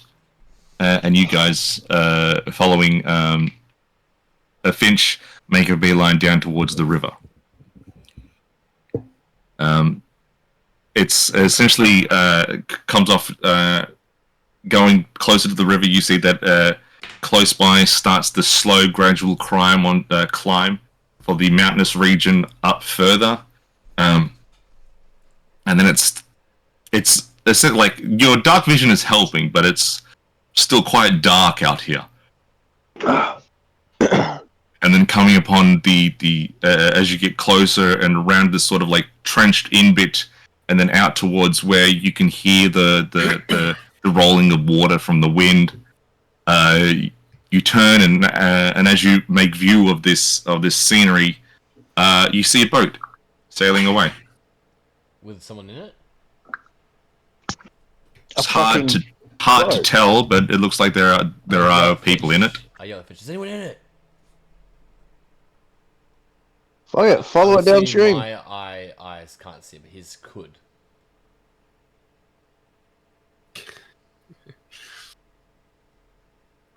Am I able to see? Yeah, because your superior dark vision allows you to see it to a certain point, and then like you can see that there is a boat out there. It's just light enough to see make out of outlines of things up to a certain distance. It's not total pitch black. Yeah. In a way, like you're still essentially like blind up to it, like you can see your black and white grays up to like your 60 feet for dark vision. Superior dark vision is like 120 feet. But this boat is a little bit further out, just past that. It's a long-ish boat. It's kind of hard to make out what exactly is on it aesthetically. But there appears to be a sort of like animal-style head at the front, as it's making a more diagonal exit. The sails look like they've been tied up, and you can faintly hear the sound just bouncing off like the surrounding area of paddles hitting water. Is there a boat nearby that's on the river's edge? As a quick look around, there doesn't seem to be any other boats nearby. Is it possible to follow the boat alongside the river? Yeah, that would be a thing that you guys could do. Right. Yeah, Oh, I I'm thought it was gonna do that. crossing the river. It's in a way, it looks like it's like cutting from making a guess as to if it was on land and it's just sailed off and you've essentially just missed it. It looks like it's cutting through this stretch of like narrow river, so you'd be able to follow it from the side and just like keep pace with it if you guys want. It doesn't seem to be moving that fast. Let's do that. All right.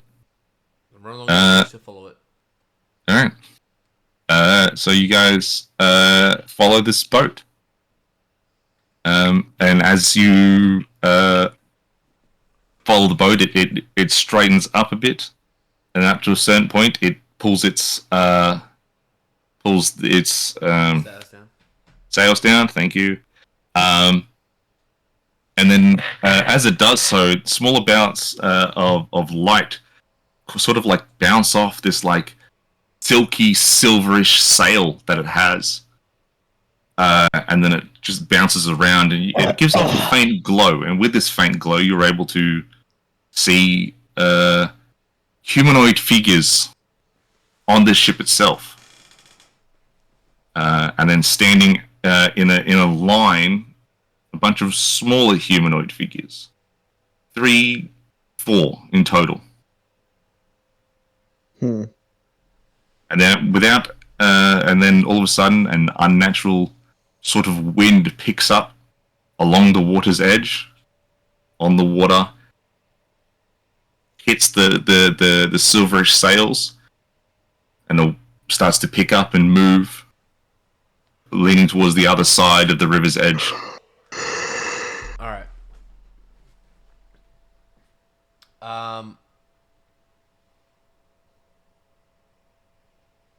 Fuck, I've got nothing.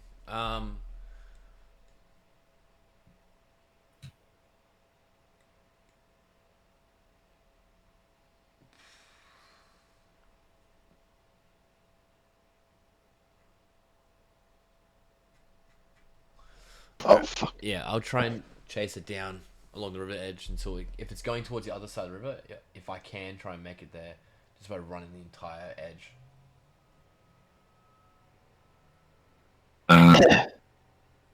It trying to keep up with it. You realize that even while running, it seems like it's going to be beyond your reach. Yeah. There's no longer sounds of rows hitting water. It's whatever is pushing it, powered by a wind that doesn't seem to be affecting you, is keeping it out of pace. All right. I stop and run back to the guys. I'm like, okay, we've got to go back and tell them.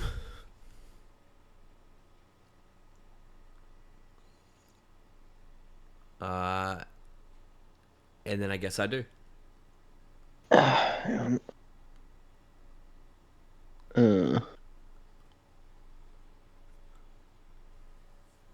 Fuck's sake.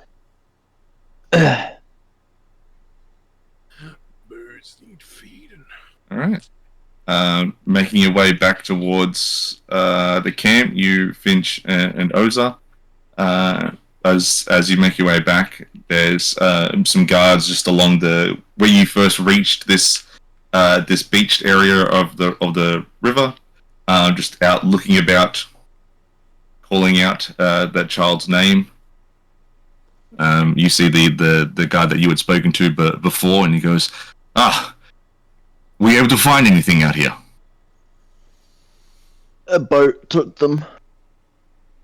Took them? Yeah, there are more than one. That's not good. Did you see where they went, or? Down the river that way. Point. Then they are lost to us. What's on the other side? Well, if the boat was heading back into the swamplands, it's a maze in there.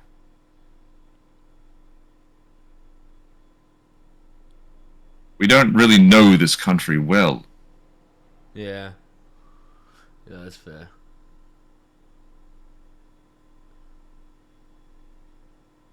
I'll continue searching around here just in case something was missed, but if you could let Frederick know, that would be much appreciated.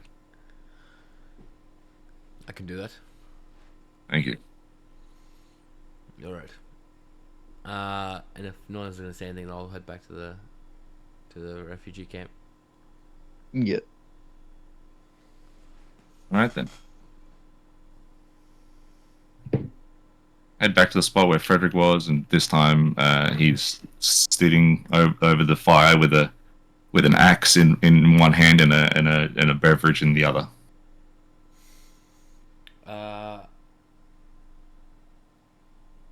I approach him and I say, I can't confirm, sorry, Mr. Frederick, if it was Jack or not, but we saw a boat leaving the riverside with 4 children. Or We saw 4 small humanoid creatures, and we can only ascertain that it could possibly be the children. That's it. It was a long boat with an animal head on one side.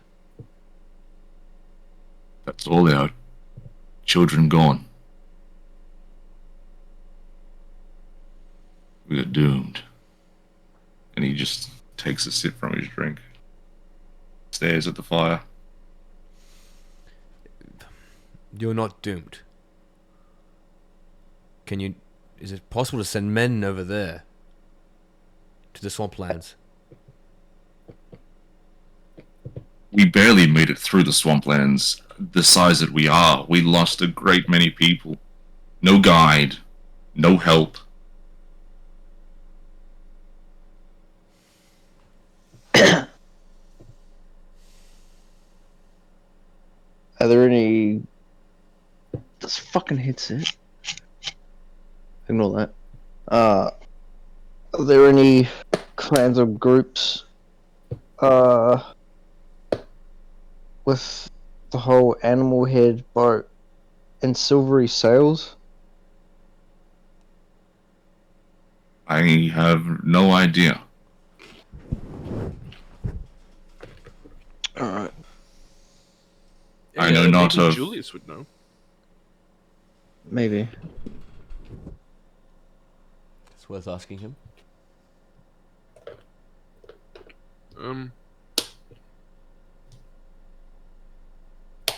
What was it like going through the swamplands?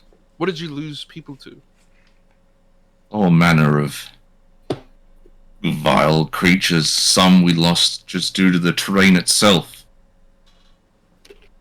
By the time we passed the Yangtze River over into the swamplands, we are on boats that were given to us on bad faith.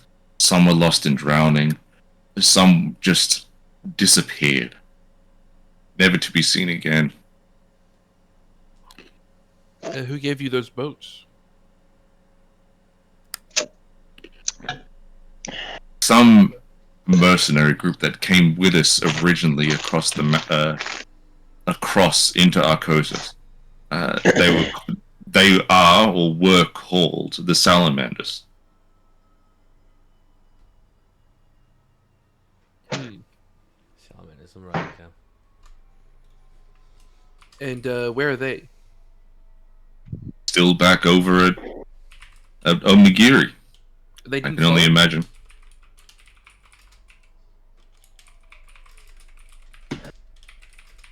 They gave you the boats and told you to go the rest of the way on your own? Yes, that is. They gave us some supplies. Said the boats would do well enough to take us all the way to Chengdu, where supposedly we would be welcomed there. Hmm. And the boats failed.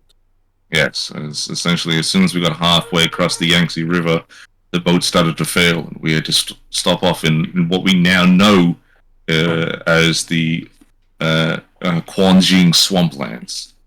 I give Finch a look. You're thinking what I'm thinking, aren't you?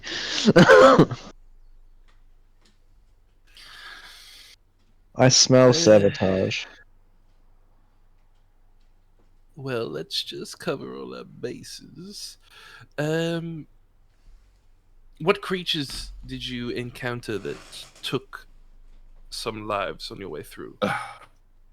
Creatures that I've never seen before, and trust me, the Empire has creatures of its own. The one of the worst ones was a set of these like lizards that had fur and the horns and a long snout, but they were very large. When we started on our journey, there were 150 of us. Now there's only 46.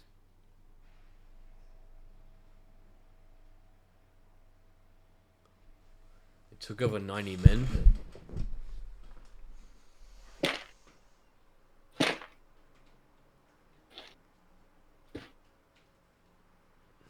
We have all lost people on this journey.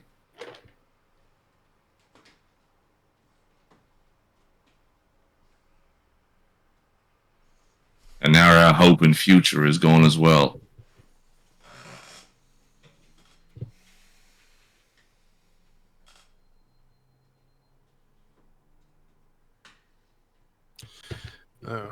Tell me a little bit more about these salamanders.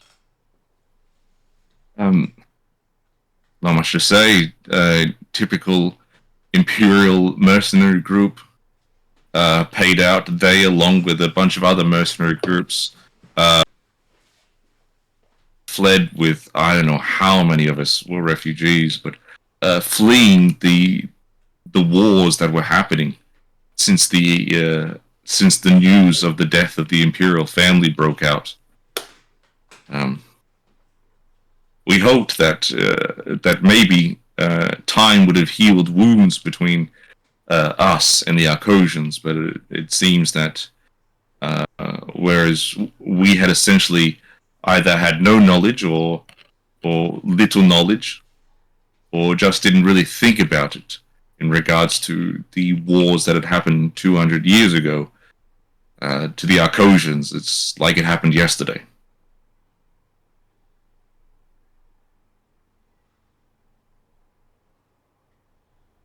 All right.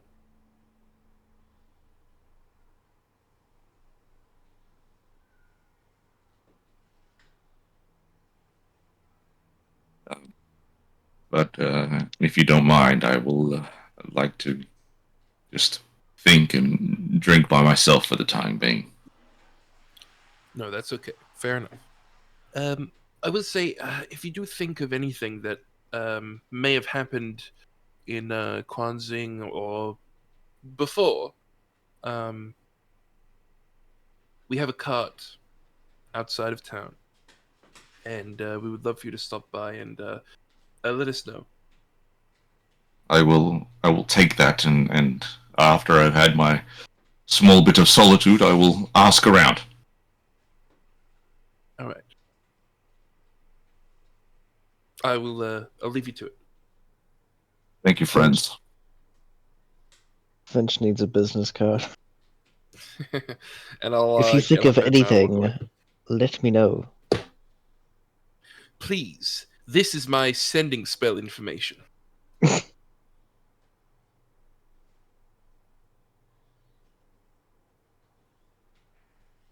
Yeah, Jimmy. Not Jimmy. Oh yeah, Jimmy and Script PI have some fucking competition.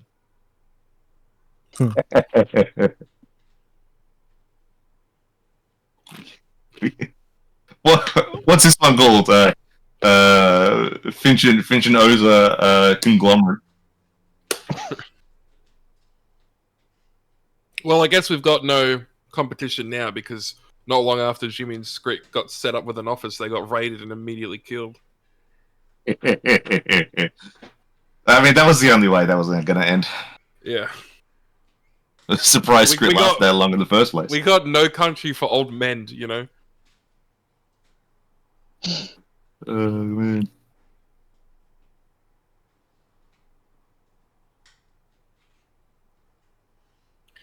But yeah, we'll head back to the cart, I think. All right.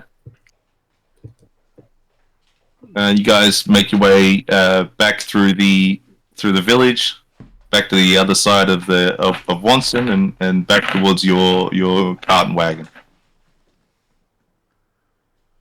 I might need to go back over my my memory a little bit, but don't you think it's kind of interesting how the towns say that the refugees won't let them help with the investigation of their children, and the refugees say they can't beg hard enough to get them to search for their children.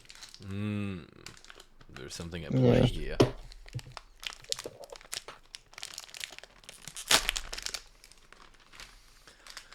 Alright. So we're getting Danzok. Is that why we're back here? I want to ask Julius about the boat. Yes, go for it. Julius is just outside and in slow movement. You having fun? I am always having fun. That's the way to tackle life. I tell you, you Iron Fist fellas. Oh, I'm not with the Iron Grasp. Oh, I'm with the Bestial Mimosas.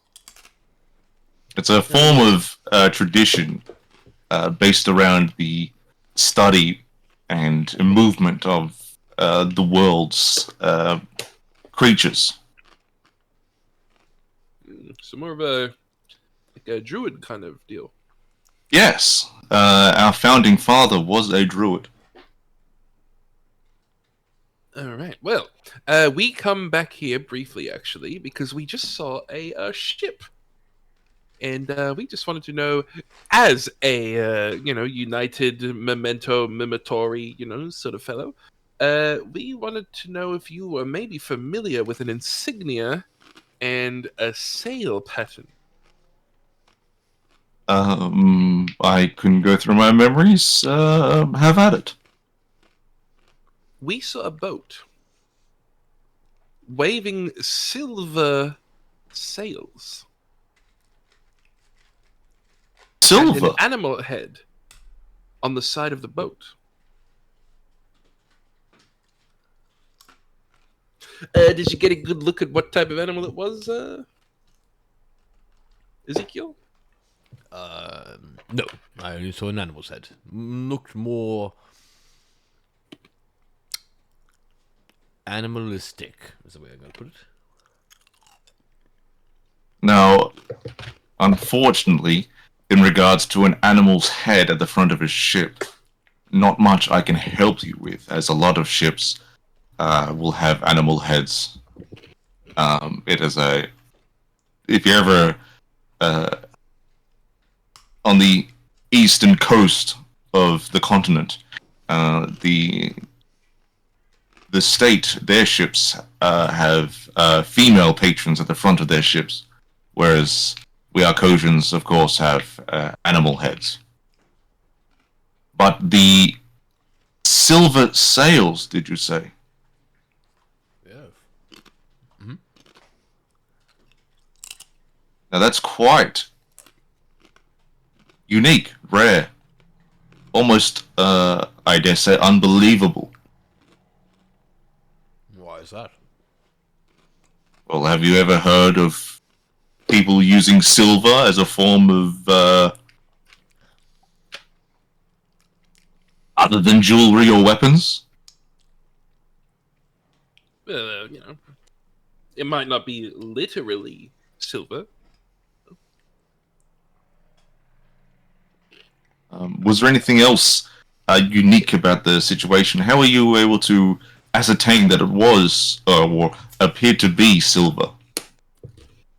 Well, then you think about it, everything is black and white to me in the nighttime, but it based on the colors and the hue and the contrast, it did appear to be silver. The boat, funny enough, Julius, was kidnapping 4 children. Kidnapping? That's a serious thing. Well, we can only ascertain that it was kidnapping. Current events, it makes sense that it would be. Why? Has there been a problem of kidnapping before?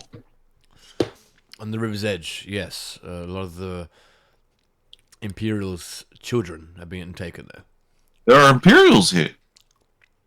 Yes. Things Wait, was have that some sort of changed. problem? No, I am. Look, this is essentially my first time at Wonson, and as far as information goes, there haven't been any refugee Imperials within the province of Overkangai ever, as far as I'm aware of. They're all holed up to the east. Well, they came from the swamplands, north side. Well, from what I heard, the Imperial family is dead. And Yes, that we know of. The Emperor and his family are dead, and the reason why there are refugees in the first place is that everybody who has an ounce of money or power within the western province of the Empire is vying for control. And so the refugees are people that are fleeing to, our home in the hopes to escape. Damn. I wonder if Gormor's there right now.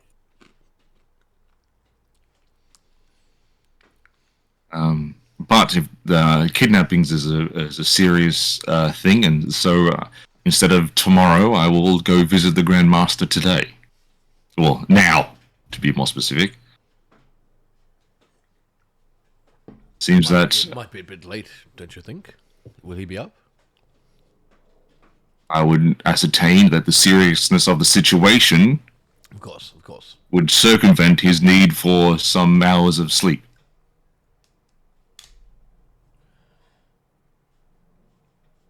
But we can't be here long, I ascertain. We still have to move. You know, Ezekiel, you mentioned before the Tokudo ruins. What do you know about the Tokudo ruins? I actually don't know if I know them. I just was looking at the map and presumed they were there. Do I know that they're Jacob? What?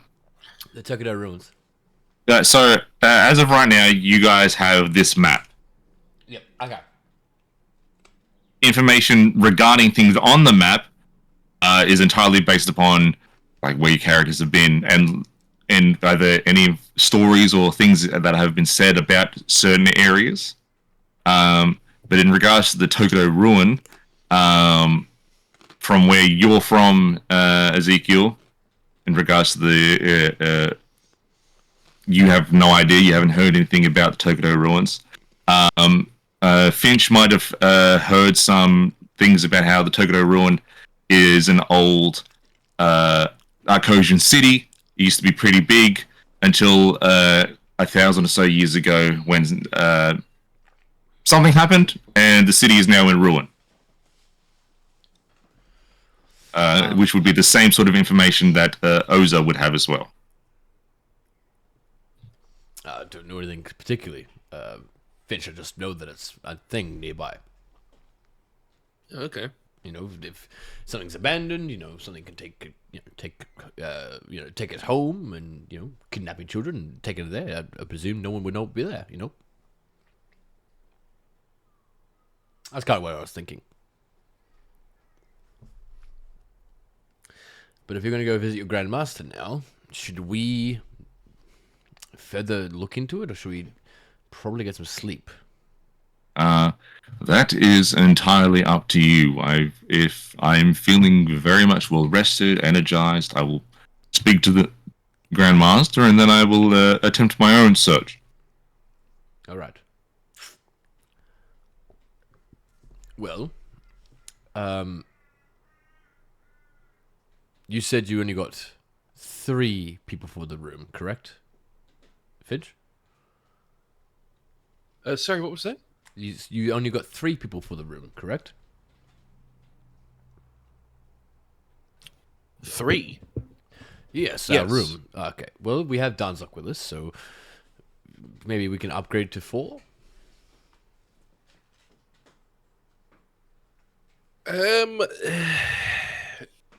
I mean, you'll have to talk to the Rakshasa.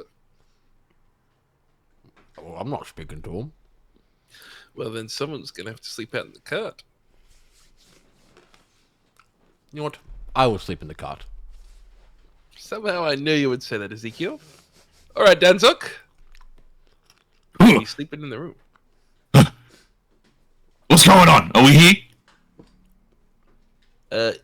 No, we're in Wonson. Or have we stopped? Well, good question. We needed the rest. We can rest. Not in our village. Well, our wasn't driver it? needs to sleep. Well, wasn't this the point of the? Obviously, that's why we have this wagon. We sleep in it. Wouldn't we take turns? Yeah, Finch, why are we stopping here? Well, I didn't stop the cart. Well, who did? I wonder. Oh, Ezekiel, don't tell me. And Ezekiel's got a pretty funny story to tell you in a second, too.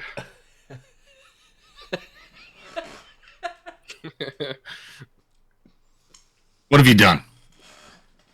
Well, that wasn't really what he did, specifically. Look, Dudzock, so we were traveling down the road, and our good friend Julius needed to sleep. So me and Oza, Oza was driving, and we were going down the road and, taking turns, as you said we were going to do. And then on the road, we saw some eyes, some Rakshasa eyes. So I obviously got a bit spooked, and we pulled over to check it out. And we checked it out, and it was a trap. But we didn't get caught in this trap, avoided that one. And we got back on the road and kept driving. Right, so nothing happened. Well, nothing happened outside of the cart. But Finch left the back door open, and something got into the cart and stole your potions. So you mean to tell me that Finch left the back door of the cart open? Yes, when he came to the front. Yes, he did that. Ain't that right, Finch? Why was Finch at the front? Well, in case we had to get going when me and Oza were checking out this trap. And who told me to go to the front? That was me. So in a way, you got me robbed.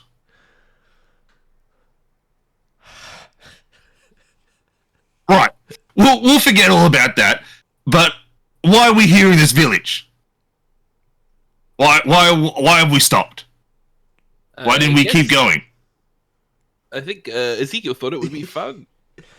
No, I didn't think it would be fun. We stopped because we needed to stretch our legs. That was not requested by me, by the way. That was requested by the other two. But while we stopped, I saw a man. You told me that Finch wanted to get out and stretch his legs. So did Julius. Well, no, I spent most of the day in the cart. He was watching you sleep. But Julius wanted to stretch his legs. And you didn't tell him no? Well, why would I tell him no? Well, we've got to be somewhere. I've got a championship fight to do. Hey, we're gonna leave soon. It's Yeah, we're gonna leave soon. We were only letting Julius stretch his legs for 7 whole hours. I heard of some missing children in the city. Oh, So I thought I'd Ezekiel. help.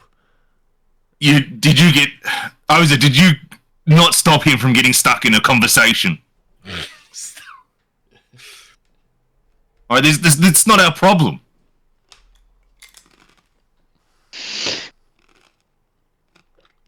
Right, it's not our problem, but... Well, now we're stuck in it, so we are going to be here for maybe an additional day, but... No, we're not. No, we're not. Because I No, said... we're just leaving the children. So let me get this straight.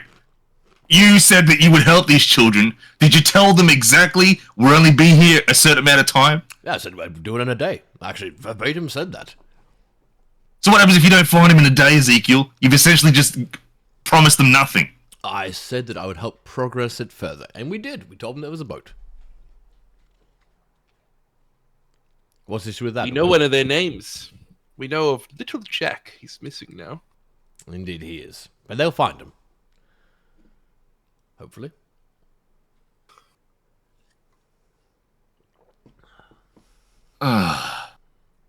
Dunzok.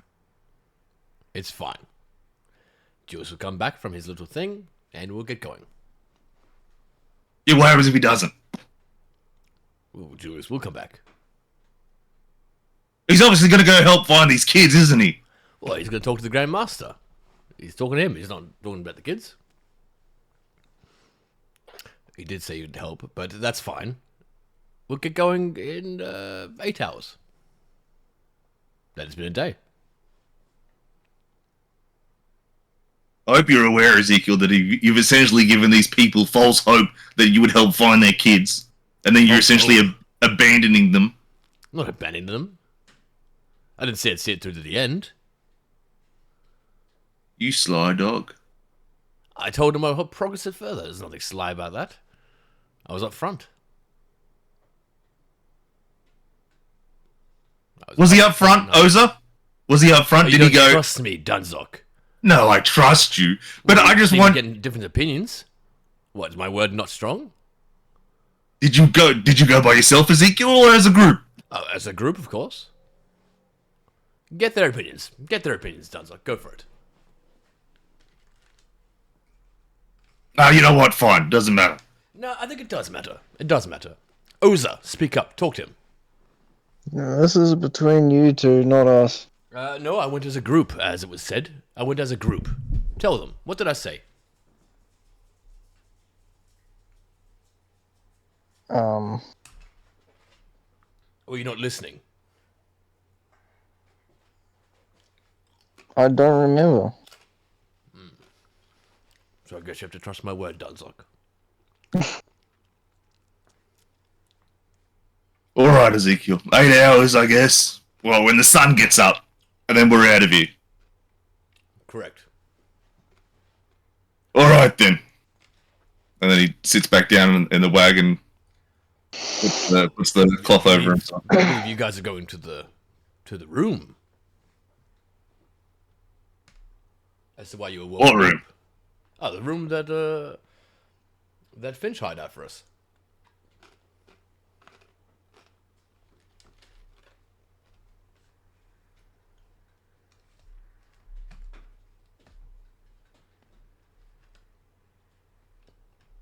Well, all right then. Well, if I'm only going to be here another 8 hours, I might as well just stay in the wagon and sleep like I have been doing. And I will join you. You're not going to cuddle up to me, are you? No, no, very much not so. Other side of the cart, if I'm not mistaken. With my bed that has been squished by the Loxodon. So to find my comforters again. All right then. Now I attempt to get my comfiness back. Finding how my pillow can be fucking fluffed up again without it being squished. And I go to sleep. Or try to sleep. All right. Finch and Oza? To the room.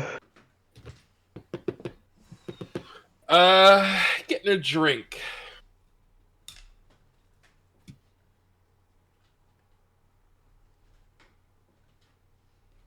Just from your normal water skin. No. No, getting a real drink, such as a barley soju, perhaps? You're going back to the 13 Assassin. I do have the key.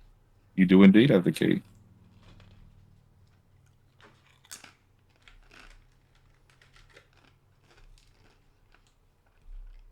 Well, all right then. You and Oza make your way back to the 13 Assassins. Here, Oza, take the key. I'll be up in a mo. Okay.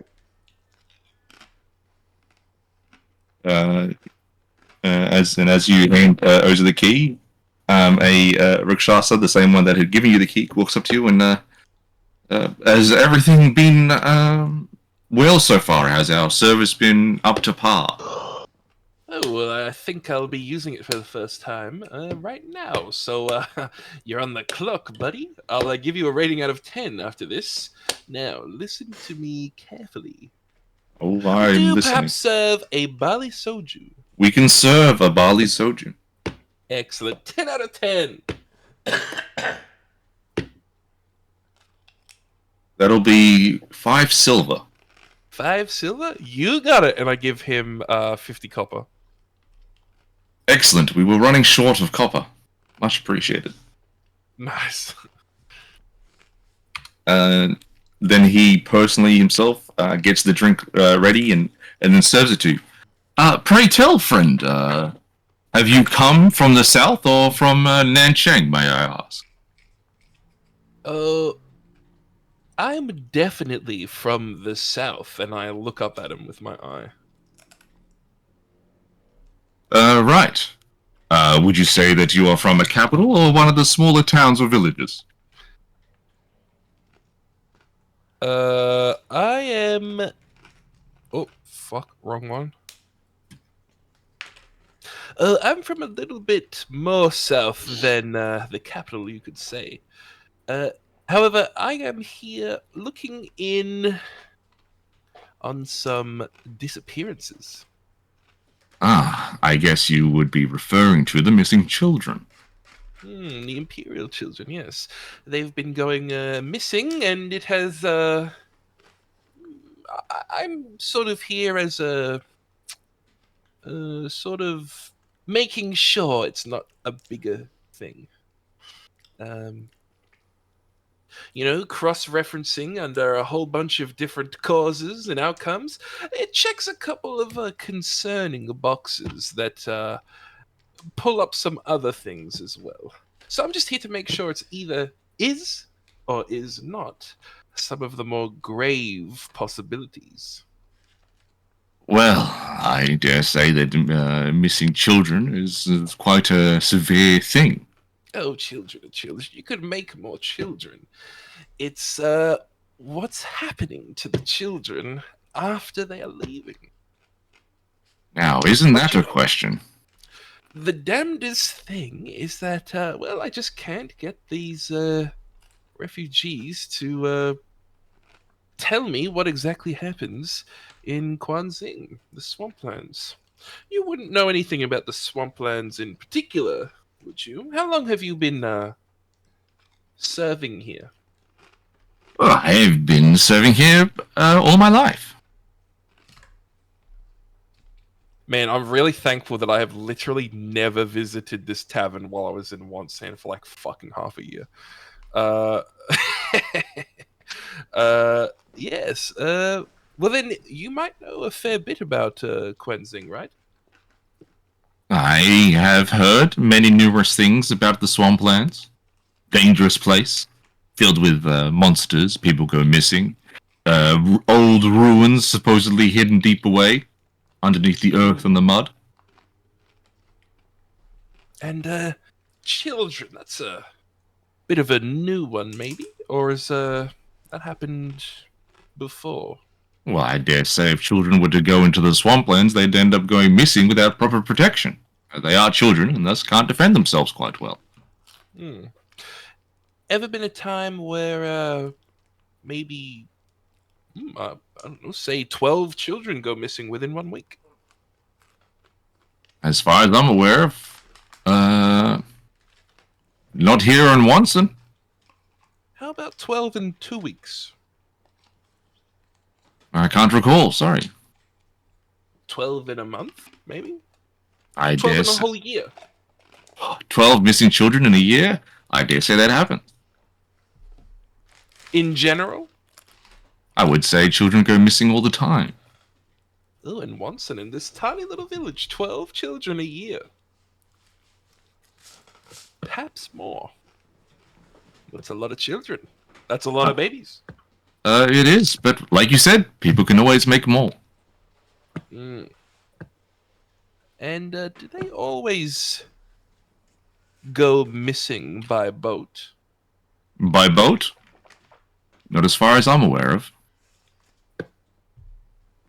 And you wouldn't happen to know anything about silver sails, would you? I know not how to sail. I don't like the water. Well, I wasn't talking about you, of course. We're just talking in generalities. Ah. Well, So, then my statement stands. I'm not much of a sailor, and I know not of any sails. Not even ones that are silver? That would be a severe rarity. Sails made of silver? That person must be rich. Haha! Finally, he fucking said it. I'm gonna insight check that. He's a little fucking dodger. Tell you, he's a fucking dodger. I want to insight check his statement on not knowing about silver sails. All right.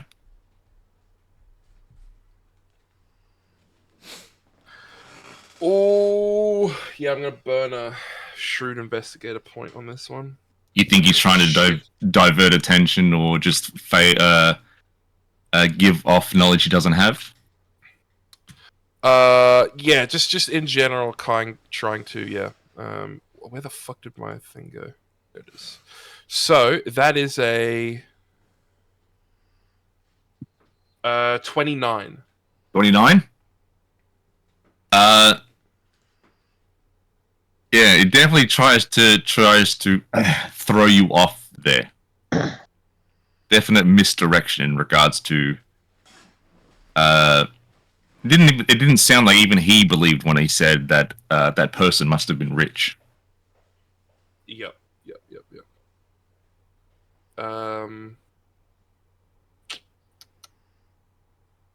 Okay.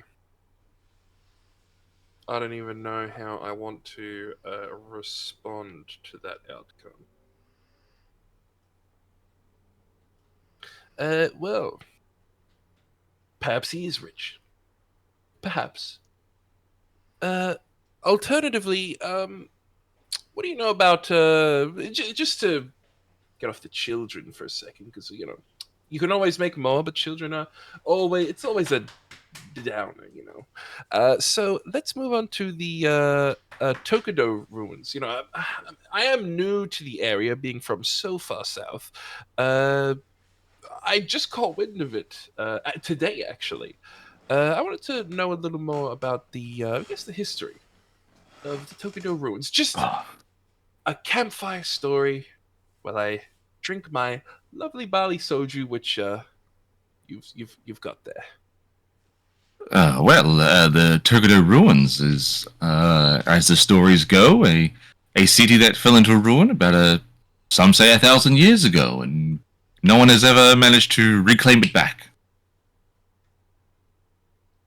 It was a city. Yes. So they say. Was it known for anything in particular? Not as far as I'm aware of. The stories really don't go into that sort of depth. 1,000 years ago was a long time, I understand.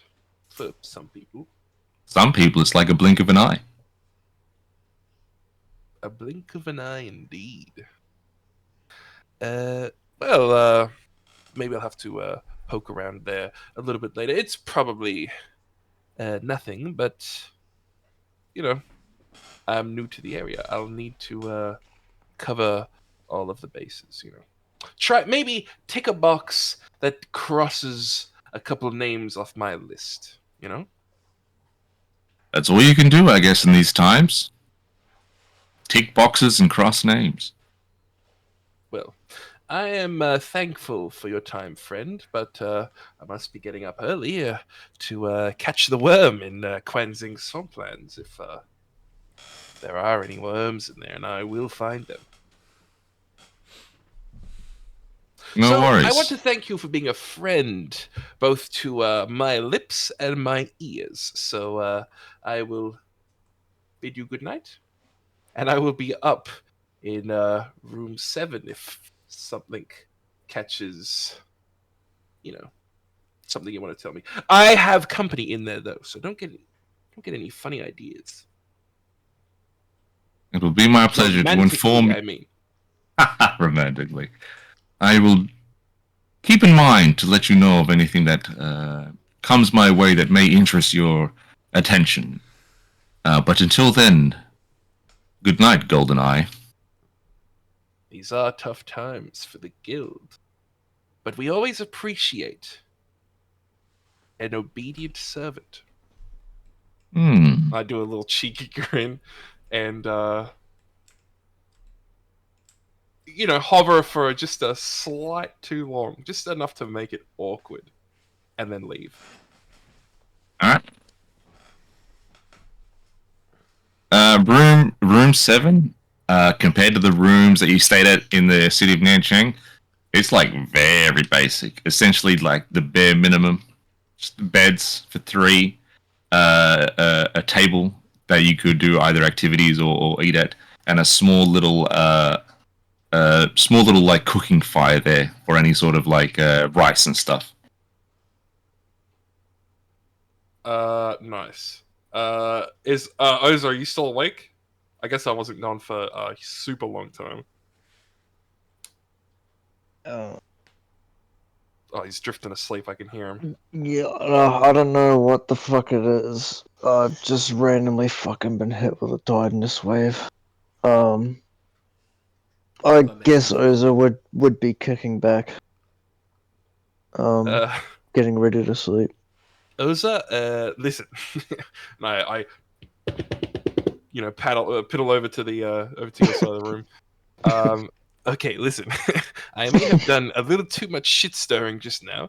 I would definitely sleep with one eye open. I may have fucked this up for us massively, but yeah, we'll see. We'll see. We'll see. I got a little bit of info from our friend downstairs.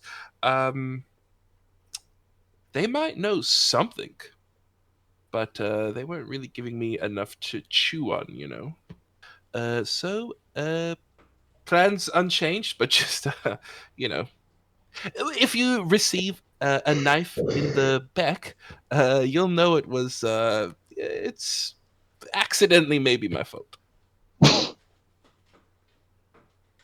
No worries. I couldn't stop myself. I was going crazy down there. But, Yeah, one sip of the Baji soju and then I was gone. yeah, that's happened a lot, actually. I've pissed off a lot of bartenders. Yeah, well, anyway, good night. I just thought I'd give you a heads up that, you know, watch your head, or you'll be heads off. Anyway, good night. Good night. And back over to my side of the room and get into bed.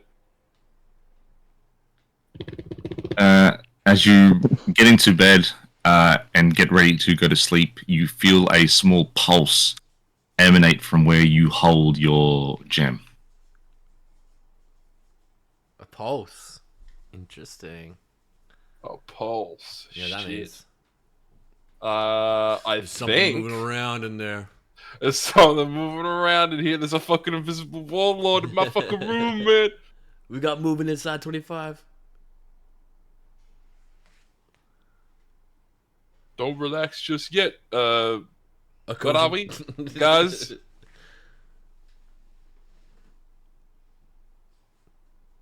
A pulse. It's nothing like the vibration from when we were around the bugbear guy. Okay.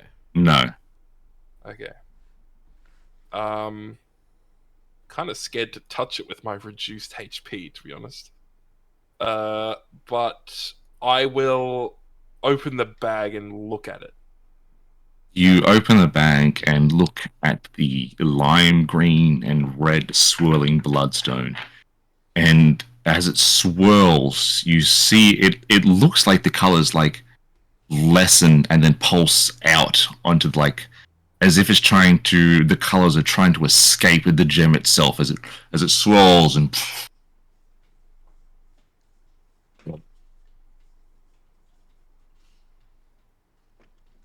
something that it has never done before. Fuck. Could I? I'm literally just trying to find an excuse not to touch it. Can I attempt to reach out to the gem through my eye, or whatever power the eye grants me? Sure. Roll for me a intelligence saving throw.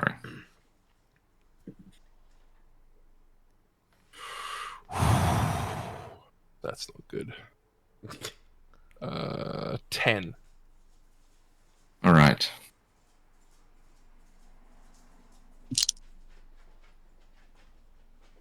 That's not bad.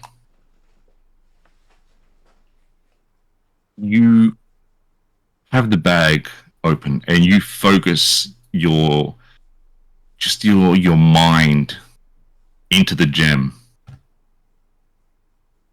You focus just your mind to perceive what is the gem either trying to say to you, what sort of something you can glean as to what's happening, what's wrong.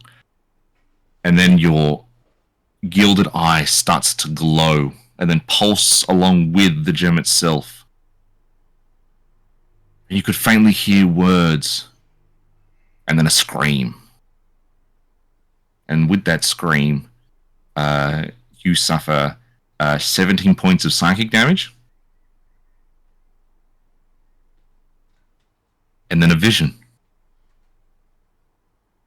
Oh. You're trying to hold yourself steady as whatever you're standing on rocks backwards and forwards a little bit. This wind, you notice that there's like a blinding glow from sails on a ship.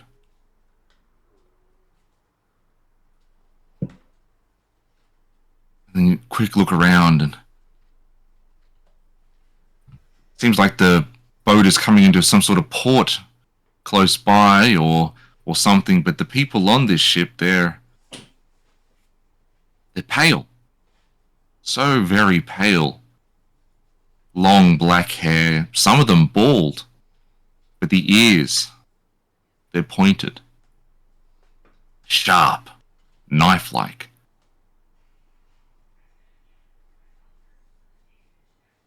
You hear a, no, please, no, I give you whatever you want, just please, leave me.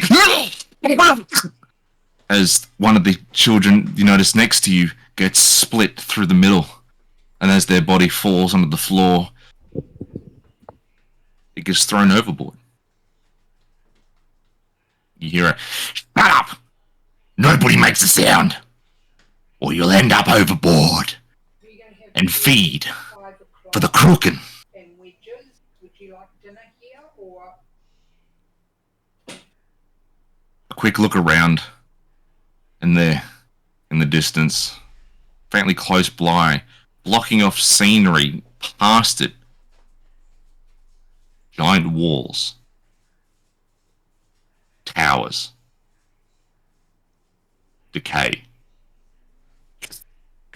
And you're back in your room, with your eye, something liquidy, and you touch it.